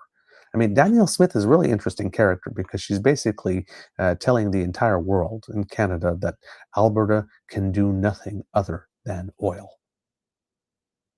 Nothing else. Don't come to Alberta for anything else but oil. We don't have it. It's just oil. That's all we have, which is not true. And so I don't see how this is doing any service whatsoever to Albertans, what it is that she is doing here with this. We have lots of calls again from different people from conservative circles about moving on bail reform. The federal government has to move pronto on this bail reform stuff. So many people I speak to are so beyond ticked about this issue, as am I. I can't believe it's taking this long. Mayor of Guelph, Cam Guthrie, but we're also seeing that certain provincials, from provincial representatives, and okay, there is something for the federal government to do, but the lingering question remains: where are all the people? Where will the people to whom so many want us to deny bail be housed if they are denied bail, given that provincial premiers just do not want to do their part when it comes to ensuring there is capacity? The federal government can only do so much here. Both federal and provincial governments have to be working hand in hand. So if you want this jail not bail thing so damn badly, if you want mandatory minimums so damn badly, which are unconstitutional in state, but let's say you want them, if you want 3 strikes and you're outlaw, where we keep people in jail forever or for a minimum of 10 years after like this, you have to have a place to house them humanely. You need that. And if you're not prepared to do that, then why are we having the other conversation? It's literally just a waste of time. So, but yes, a lot of that going on, people being critical without wanting to look at the full picture, all in a rush, of course, to blame the federal government and for somehow just absolving the provincial governments of any responsibility that they have to do their part, or any responsibility for the part that they have played in creating this situation, which is pretty sad, unfortunately. I wish that they were more active response. Again, this is a media issue of people pointing out, and Mr. Grizzly would love this, of course, right? Where the responsibilities for things lie when it comes to civics. And but I wish that they would just point out, turn around and says, okay, that's fine like this, but what are you doing to make sure that the jail space is there? Like just, and every time they would try to turn it, but the federal government, yeah, I know you want to blame the federal government like this, but right now we're talking about you. What can you do to help like this? So let's focus on you.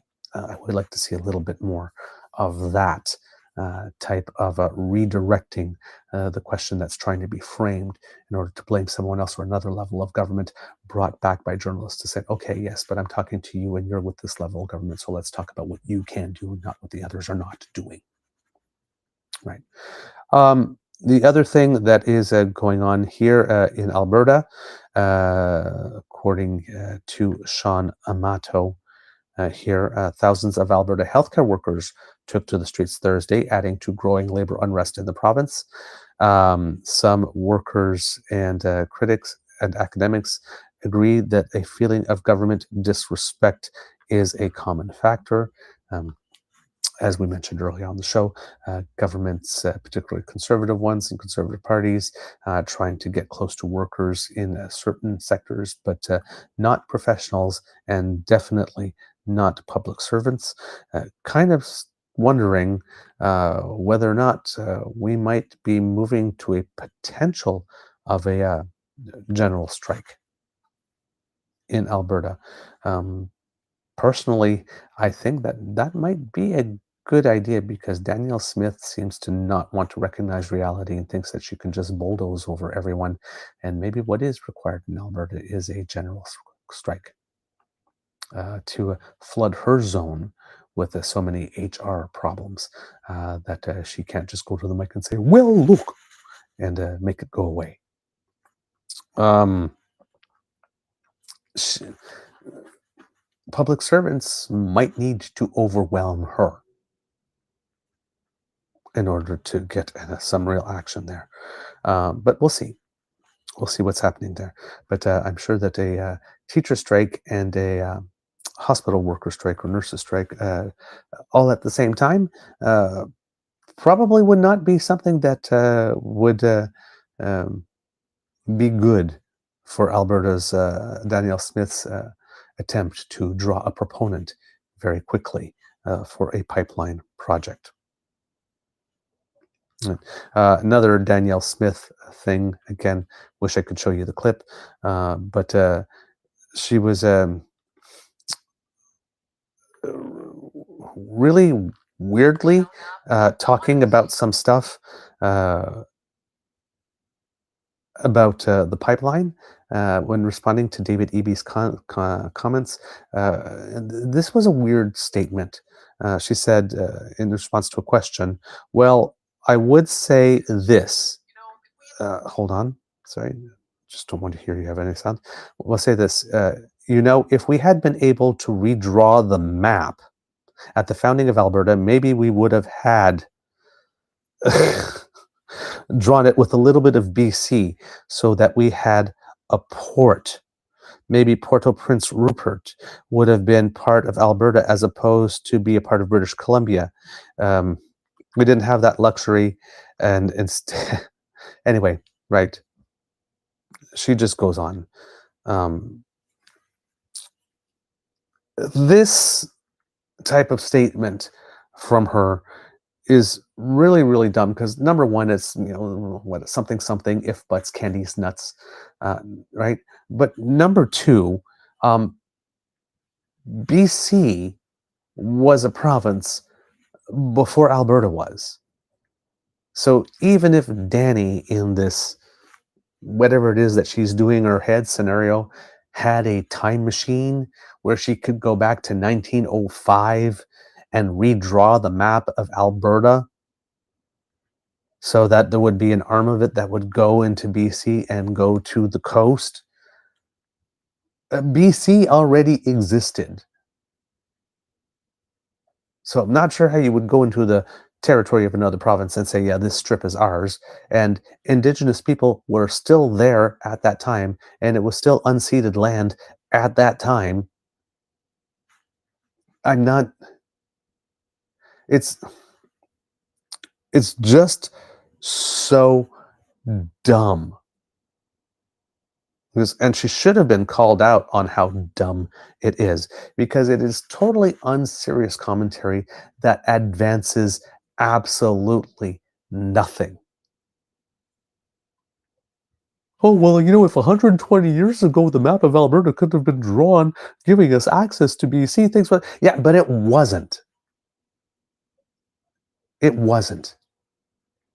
Not only wasn't, it couldn't have been either. It's not like even if you went back to that time, that would have even had been possible then.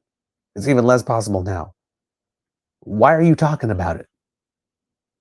Why are you talking about it? It's just running your mouth and wasting time, and you look dumb. It's just, that little factoid alone, that BC had joined Confederation 34 years before Alberta was carved out. She is not a serious person. Oh my God. Just, that woman. I tell you. All right, kits and cubs. What else do we have for you before we go today? Oh, yes. Little interesting news, international news. For the first time ever, The Archbishop of Canterbury is a woman. Heard that on the news before joining today. Dame Sarah Mullally has been named as the new Archbishop of Canterbury designate, the first woman to be chosen for the role. Former NHS chief nurse, the 63-year-old became a priest in 2006 and was appointed as the first female Bishop of London in 2018, the third most senior member of clergy in the Church of England. It's the first time in nearly 500 years of history that the church has nominated a woman to lead it. The church has been without someone in the top job for almost a year after Justin Welby resigned over a safeguarding scandal. He stepped down after a damning report into a prolific child abuser associated with the church. It found that he could and should have reported John Smythe's abuse of boys and young men to police in 2013. Archbishop of York Stephen Cottrell took on most of Mr. Welby's responsibilities in an interim move and was one of the voting members of the body charged with choosing his successor. He himself has faced calls to step down over his handling of an abuse case. Women were first ordained priests in the church in 1994, while the first female bishop appointments followed 20 years later in 2014. In line with tradition, the process of choosing a new archbishop involves a name being given to the Prime Minister, Sir Keir Starmer, and then passed to the monarch. While technically the king is head of the Church of England, the person holding the role of Archbishop of Canterbury is the most senior bishop and is the spiritual leader of the church and the worldwide Anglican Communion. Dame Sarah does not legally take on her new role until a confirmation of election in January, and an enthronement service comes later after they have paid homage to the king. She spent over 35 years in the NHS, becoming the youngest ever chief nursing officer for England in 1999. She left her government post in 2004, taking up a full-time ministry in the London borough of Sutton. In 2012, she became canon treasurer at the Salisbury Cathedral before becoming Bishop of Crediton in the Diocese of Exeter in 2015. She married Eamon Mullally in 1987. The couple have a daughter and a son. Rowan Williams, a former archbishop, summarized her new role as requiring a newspaper in one hand and the Bible in the other. Dr. Williams told the BBC the expectation of having an opinion on everything is quite heavy. So there you go. Worldwide history being made here. And so this is in this world, this is a seismic shift. So it'll be interesting to see how that progresses. Again, lots of interesting news coming around these days, kits and cubs. Let's see, what else do we have here in the grad bag for you before we sign off for the day. Just making sure that I get everything for you today. So because we are going into the weekend, we might have a bonus beaver tonight. Mr. Grizzly is not available. I do have a date night planned with my beaver sweetie. So we're going to go see the Downton Abbey movie around 6:30. So if I do a bonus beaver tonight, it'll be a little later for those of us in the Eastern time zone, maybe 9:30ish, but definitely at a better time for some kits and cubs out west to be able to join us. So not completely guaranteed yet, kits and cubs, but there is a possibility of a bonus beaver tonight. So keep with our socials, and if there is anything, we will do that for you, because it's always good to spend some extra time with the DAMFAM when we can. All right. And yep, the only other thing I have here, kits and cubs, is that there's an MP that says that all of Canada should end the practice of changing the clocks twice a year, and is planning to introduce legislation she hopes will ensure the custom is lost to time. Canadians, quote, Canadians will often engage in conversation and debates about why it is we change our clocks back and forward, Ottawa Liberal MP Marie-France Lalonde said Thursday during a news conference on Parliament Hill.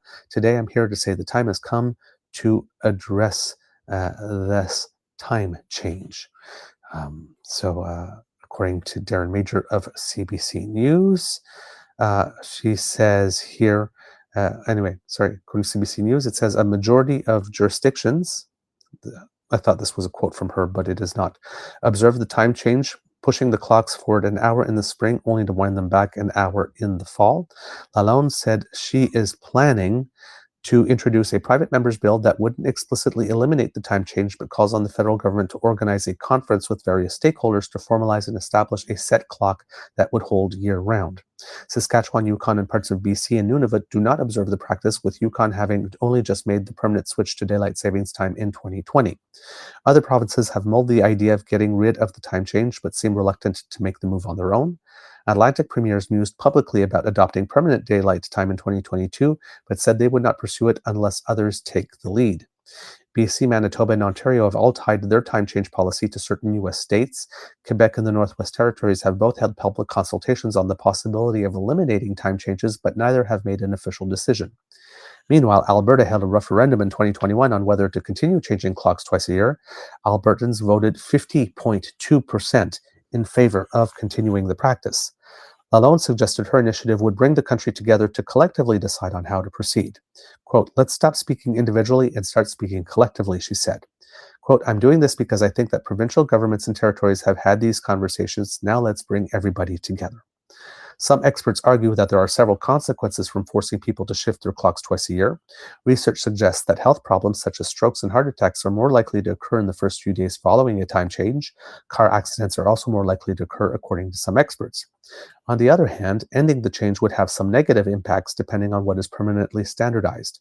Most provinces mulling a single year-round time change have chosen to adopt permanent daylight time, which is typically observed during the spring and summer months. But sleep experts say that could greatly impact sleep patterns, specifically in the winter when the sun would rise later. So there you go. That is in the works. And as well, it seems that that work for the expansion of the port in Port of Montreal and Contrecoeur is preparatory for work is expected to happen this fall, according to people associated with the project, according to the Canadian press. The Montreal Port Authority says it intends to begin preparatory work this fall on its planned expansion in the nearby town of Contrecoeur, Quebec. The project still requires authorization from Fisheries and Oceans Canada because it will be built in the habitat of the endangered copper red horse fish. So that's what I was mentioning earlier. Prime Minister Mark Carney included the port expansion in his government's list of 5 nation-building projects to be fast-tracked under new legislation. The port wants to increase its capacity by expanding the Contrecoeur terminal to eventually handle an estimated 1.5 million containers annually. Port authorities say the preparatory work would begin in the coming weeks and includes installing fences and access roads, constructing work platforms, selective tree cutting, and outfitting offices. I think I heard somewhere that 3,000 trees would have to be cut in order to build the expansion. The preparatory work also involves dredging the bottom of the St. Lawrence River, habitat of the copper red horse, found only in a limited section of the St. Lawrence River and a few tributaries, such as the Richelieu River. A plan to mitigate the expansion's effect on the red horse habitat requires approval from Fisheries and Oceans Canada, and port authorities are hopeful it could come by the end of November. There you go.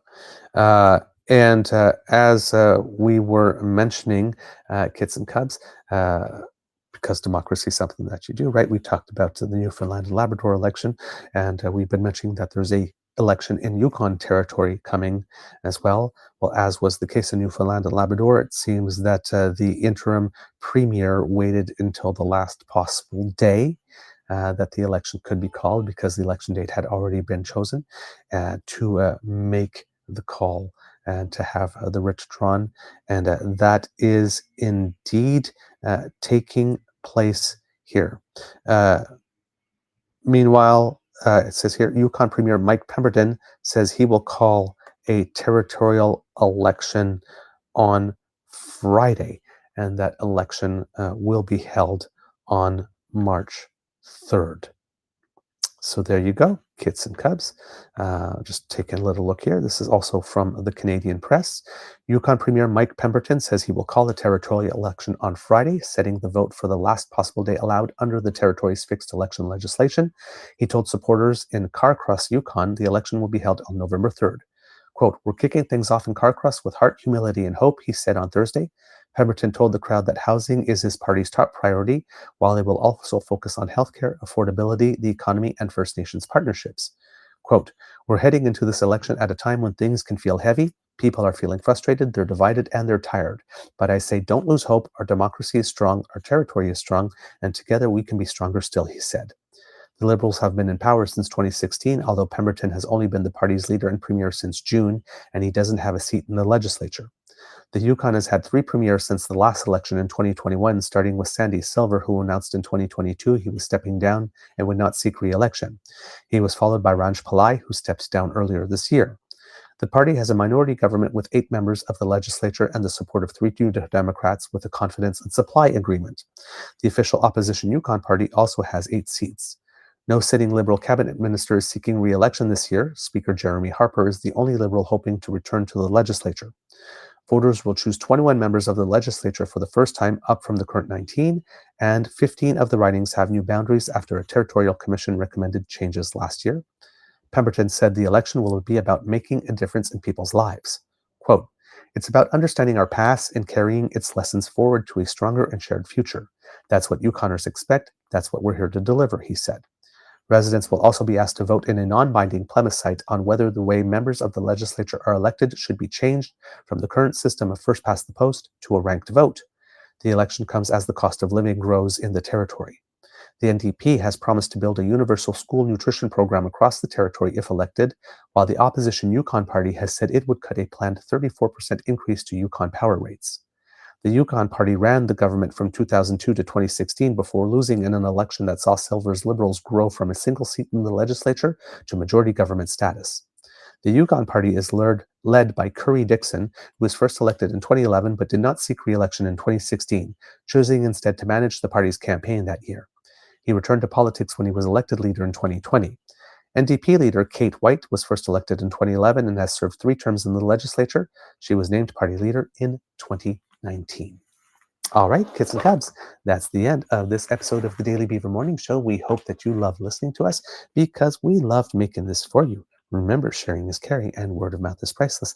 So please tell your peeps and poops all about us. We really appreciate it when you do. And of course, please share a little bit of yourself, why it is that you think that our content resonates with you, or what it is that you found in it that really worked for you, because you are influencers in your own circle. Kids and cubs, if you would like to help us, and I'm going to try and see if I can put those things on the screen, but the camera's on a tripod, and I have to press that in the camera, so I'm going to hope to not be gentle enough to allow that to happen. But if you would like us to help you, kids and cubs, because you are on the go, then you need to go to our pod page. That is podpage.com/the-truenortheagerbeaver with a hyphen between each one of those words, or you can scan that QR code that has just appeared there. Thank you to the Ray Girl for sponsoring it. And when you go there and click on subscribe, our show comes in video format, but also in audiocast podcast format, ears only. So if you've got things to do and you can't watch the live video show, you can just pop us in your ears and take us with you. So thank you to the Ray Girl for making that happen. Now, if you would like to help us in other ways, kids and cubs, you can do that by traveling on down to the True North Eager Beaver Media Incorporated YouTube page. QR code has just appeared there. Kids Cassie and Elaine would definitely approve of you taking a visit there and making us a little happy by clicking on our buttons, like, share, and subscribe. I do not know if we have crossed the 27,000 threshold yet, but it was 26,900 when we started the show today. So thank you for your help with that. It really means the world to us that you support our content in that way. Now, if you would like to help us in other ways, kids and cubs, we do incur some costs to bring this show to you, and we would very much appreciate your help. And being able to do that, and the QR code that just appeared there will bring you to our coffee page. That's ko-fi.com/eagerbeaver, all in one word. And there you can find the Emergency Hydration Fund, where every day we work to fight the scourge that is dry beaver. See, this time the glass is see-through, so you can see I actually do have water in the glass when I do that. No PP specials here. So there you go. please drop a couple of coins into our tip jar. When it hits the bottom, it makes a lovely jingling sound, and we are so happy to hear it. And we did receive a tip yesterday. Thank you so much to the person who did that. I want to give thanks for it. I think I'm able to find the reference for that here, because I do not have coffee open at the moment. But if I do remember correctly, there is something that typically comes to the email, which would give me an opportunity to thank that person. But yes, it is. There we go. Thank you to Kit Fran, who sent us a lovely tip on our coffee account yesterday. We very much appreciate your kindness and your generosity. And I know that I believe that Kit Fran did have something to say to us. But unfortunately, where I am right now, looking, that greeting does not pop up. So, Kit Fran, lucky you, you are going to get 2 shout outs, because we're giving you one today. And then when we do our next show, given that you sent us a kind word, we definitely want to read that into the record as well. So you will get a double shout out. There you go. That's a lot of bang for your buck. So thank you to everyone who has supported us via our coffee page. And of course, we have memberships on our YouTube channel, and we do have the super chat if you are able to help that way. And of course, as well, kids and cubs, if you are looking to buy Canadian, you can do a direct bank transfer with our email address, truenortheagerbeaver@gmail.com. And that keeps your transaction entirely Canadian. The Bro Oligarchy in the United States does not get a cut, and we get 100% of your donation, which means it goes further. So thank you for all of your support. Because democracy is something that you do, kids and cubs, right? Municipal election, Newfoundland and Labrador and St. John's on the 8th. Get ready to vote there. There's a Liberal leadership race vote in Prince Edward Island going on at the moment. So there's municipal elections, I believe, coming in Alberta. If they haven't happened yet. I'm a little off on my municipal election dates. I don't cover those as much as I should, and to know the dates, unfortunately. But I know that there is a campaign going on. I think the voting date in Alberta wasn't the same as in Newfoundland and Labrador, so that one might still be going on. I will take a little check on that while I'm at it, and therefore make sure that I am not lying to you when I'm saying that.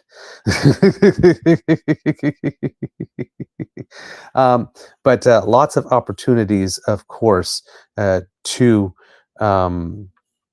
vote and practice democracy. And of course, as we've just announced, a territorial election coming in Yukon Territory, not yet officially declared, but coming.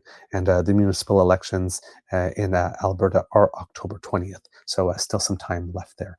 So there you go, kids and cubs. All these ways that you can do democracy in terms of voting. Also, forever-canadian.ca, still looking for signatures. So go to their website to find out where are the pop-up locations and whether or not you would like to be a canvasser. There's ways to go there. And if you want to donate to the organization, because they too incur some costs in collecting those signatures. So please contribute how you can. And of course, our famous petition, go to ourcommons.ca, petition 6679. Do go there, take a look at that, give it a signature. That is very important as well, so that we can pressure our MPs to bring a little bit more honesty to politics. Okay, words of wisdom, kids and cubs. I'm going to go with words of wisdom that I may be expressed at the beginning of the show. When things don't work out the way that you had wanted them to or planned to, and you do not know why it is, always first assume the best possible scenario until you know.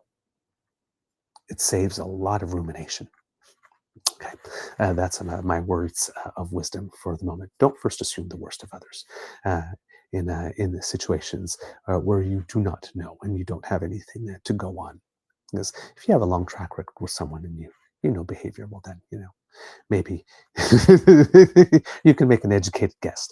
But yes, stay on the positive side of things when things don't work out and you don't yet know why, because sometimes there could just be a very good, reasonable reason. Okay. Uh, did I say reasonable reason? Reasonable explanation. Oh my God. Cut me off. Get the hook. Okay. So those are my words of wisdom. Kids and cubs, it can be a tough world out there. So please be kind to and gentle with yourself. And now for the audience participation portion of the show. Kids and cubs, would you please, at the count of 3, say, Mr. Beaver, please cue the cock. In 1, 2, 3. Let me hear you. Oh, that is the good stuff right there, kits and cubs. How can I deny you? Here you go. You are listening to a True North Eager Beaver Media Incorporated podcast. The True North Eager Beaver podcasts are proudly brought to you by our founding sponsors, the Misfit Mysteries from Corvid Moon Publishing, your source for science fiction, fantasy, and cozy mysteries featuring a broad diversity of characters. CanadianTarot.com, their uniquely Canadian online eclectic tarot community. And The Peppermaster, hot pepper sauces made from farm-fresh ingredients to thrill your taste buds and expand your mind. We are grateful to the Crier Media Network for its support, Pete Jarvis for our artwork, and Paul Joseph Something for our opening and closing sequence music.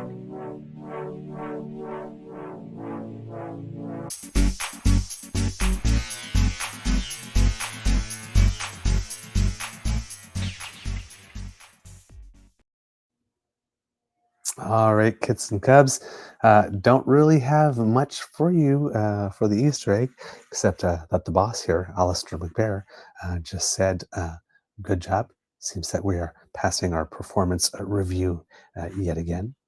That's a very, very good thing. Little bit of Canadians who make us proud here.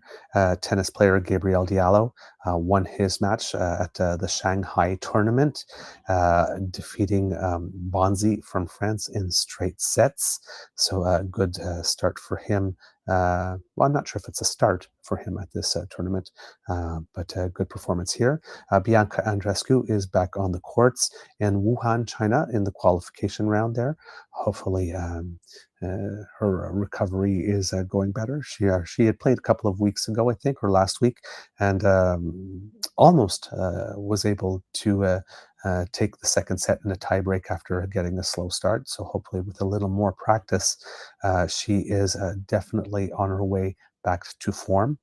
Felix Auger-Aliassime teamed up with doubles legend, well, not legend, I would say, but very, very, very renowned Dutch player, Robin Haase, but unfortunately lost their doubles match in Shanghai.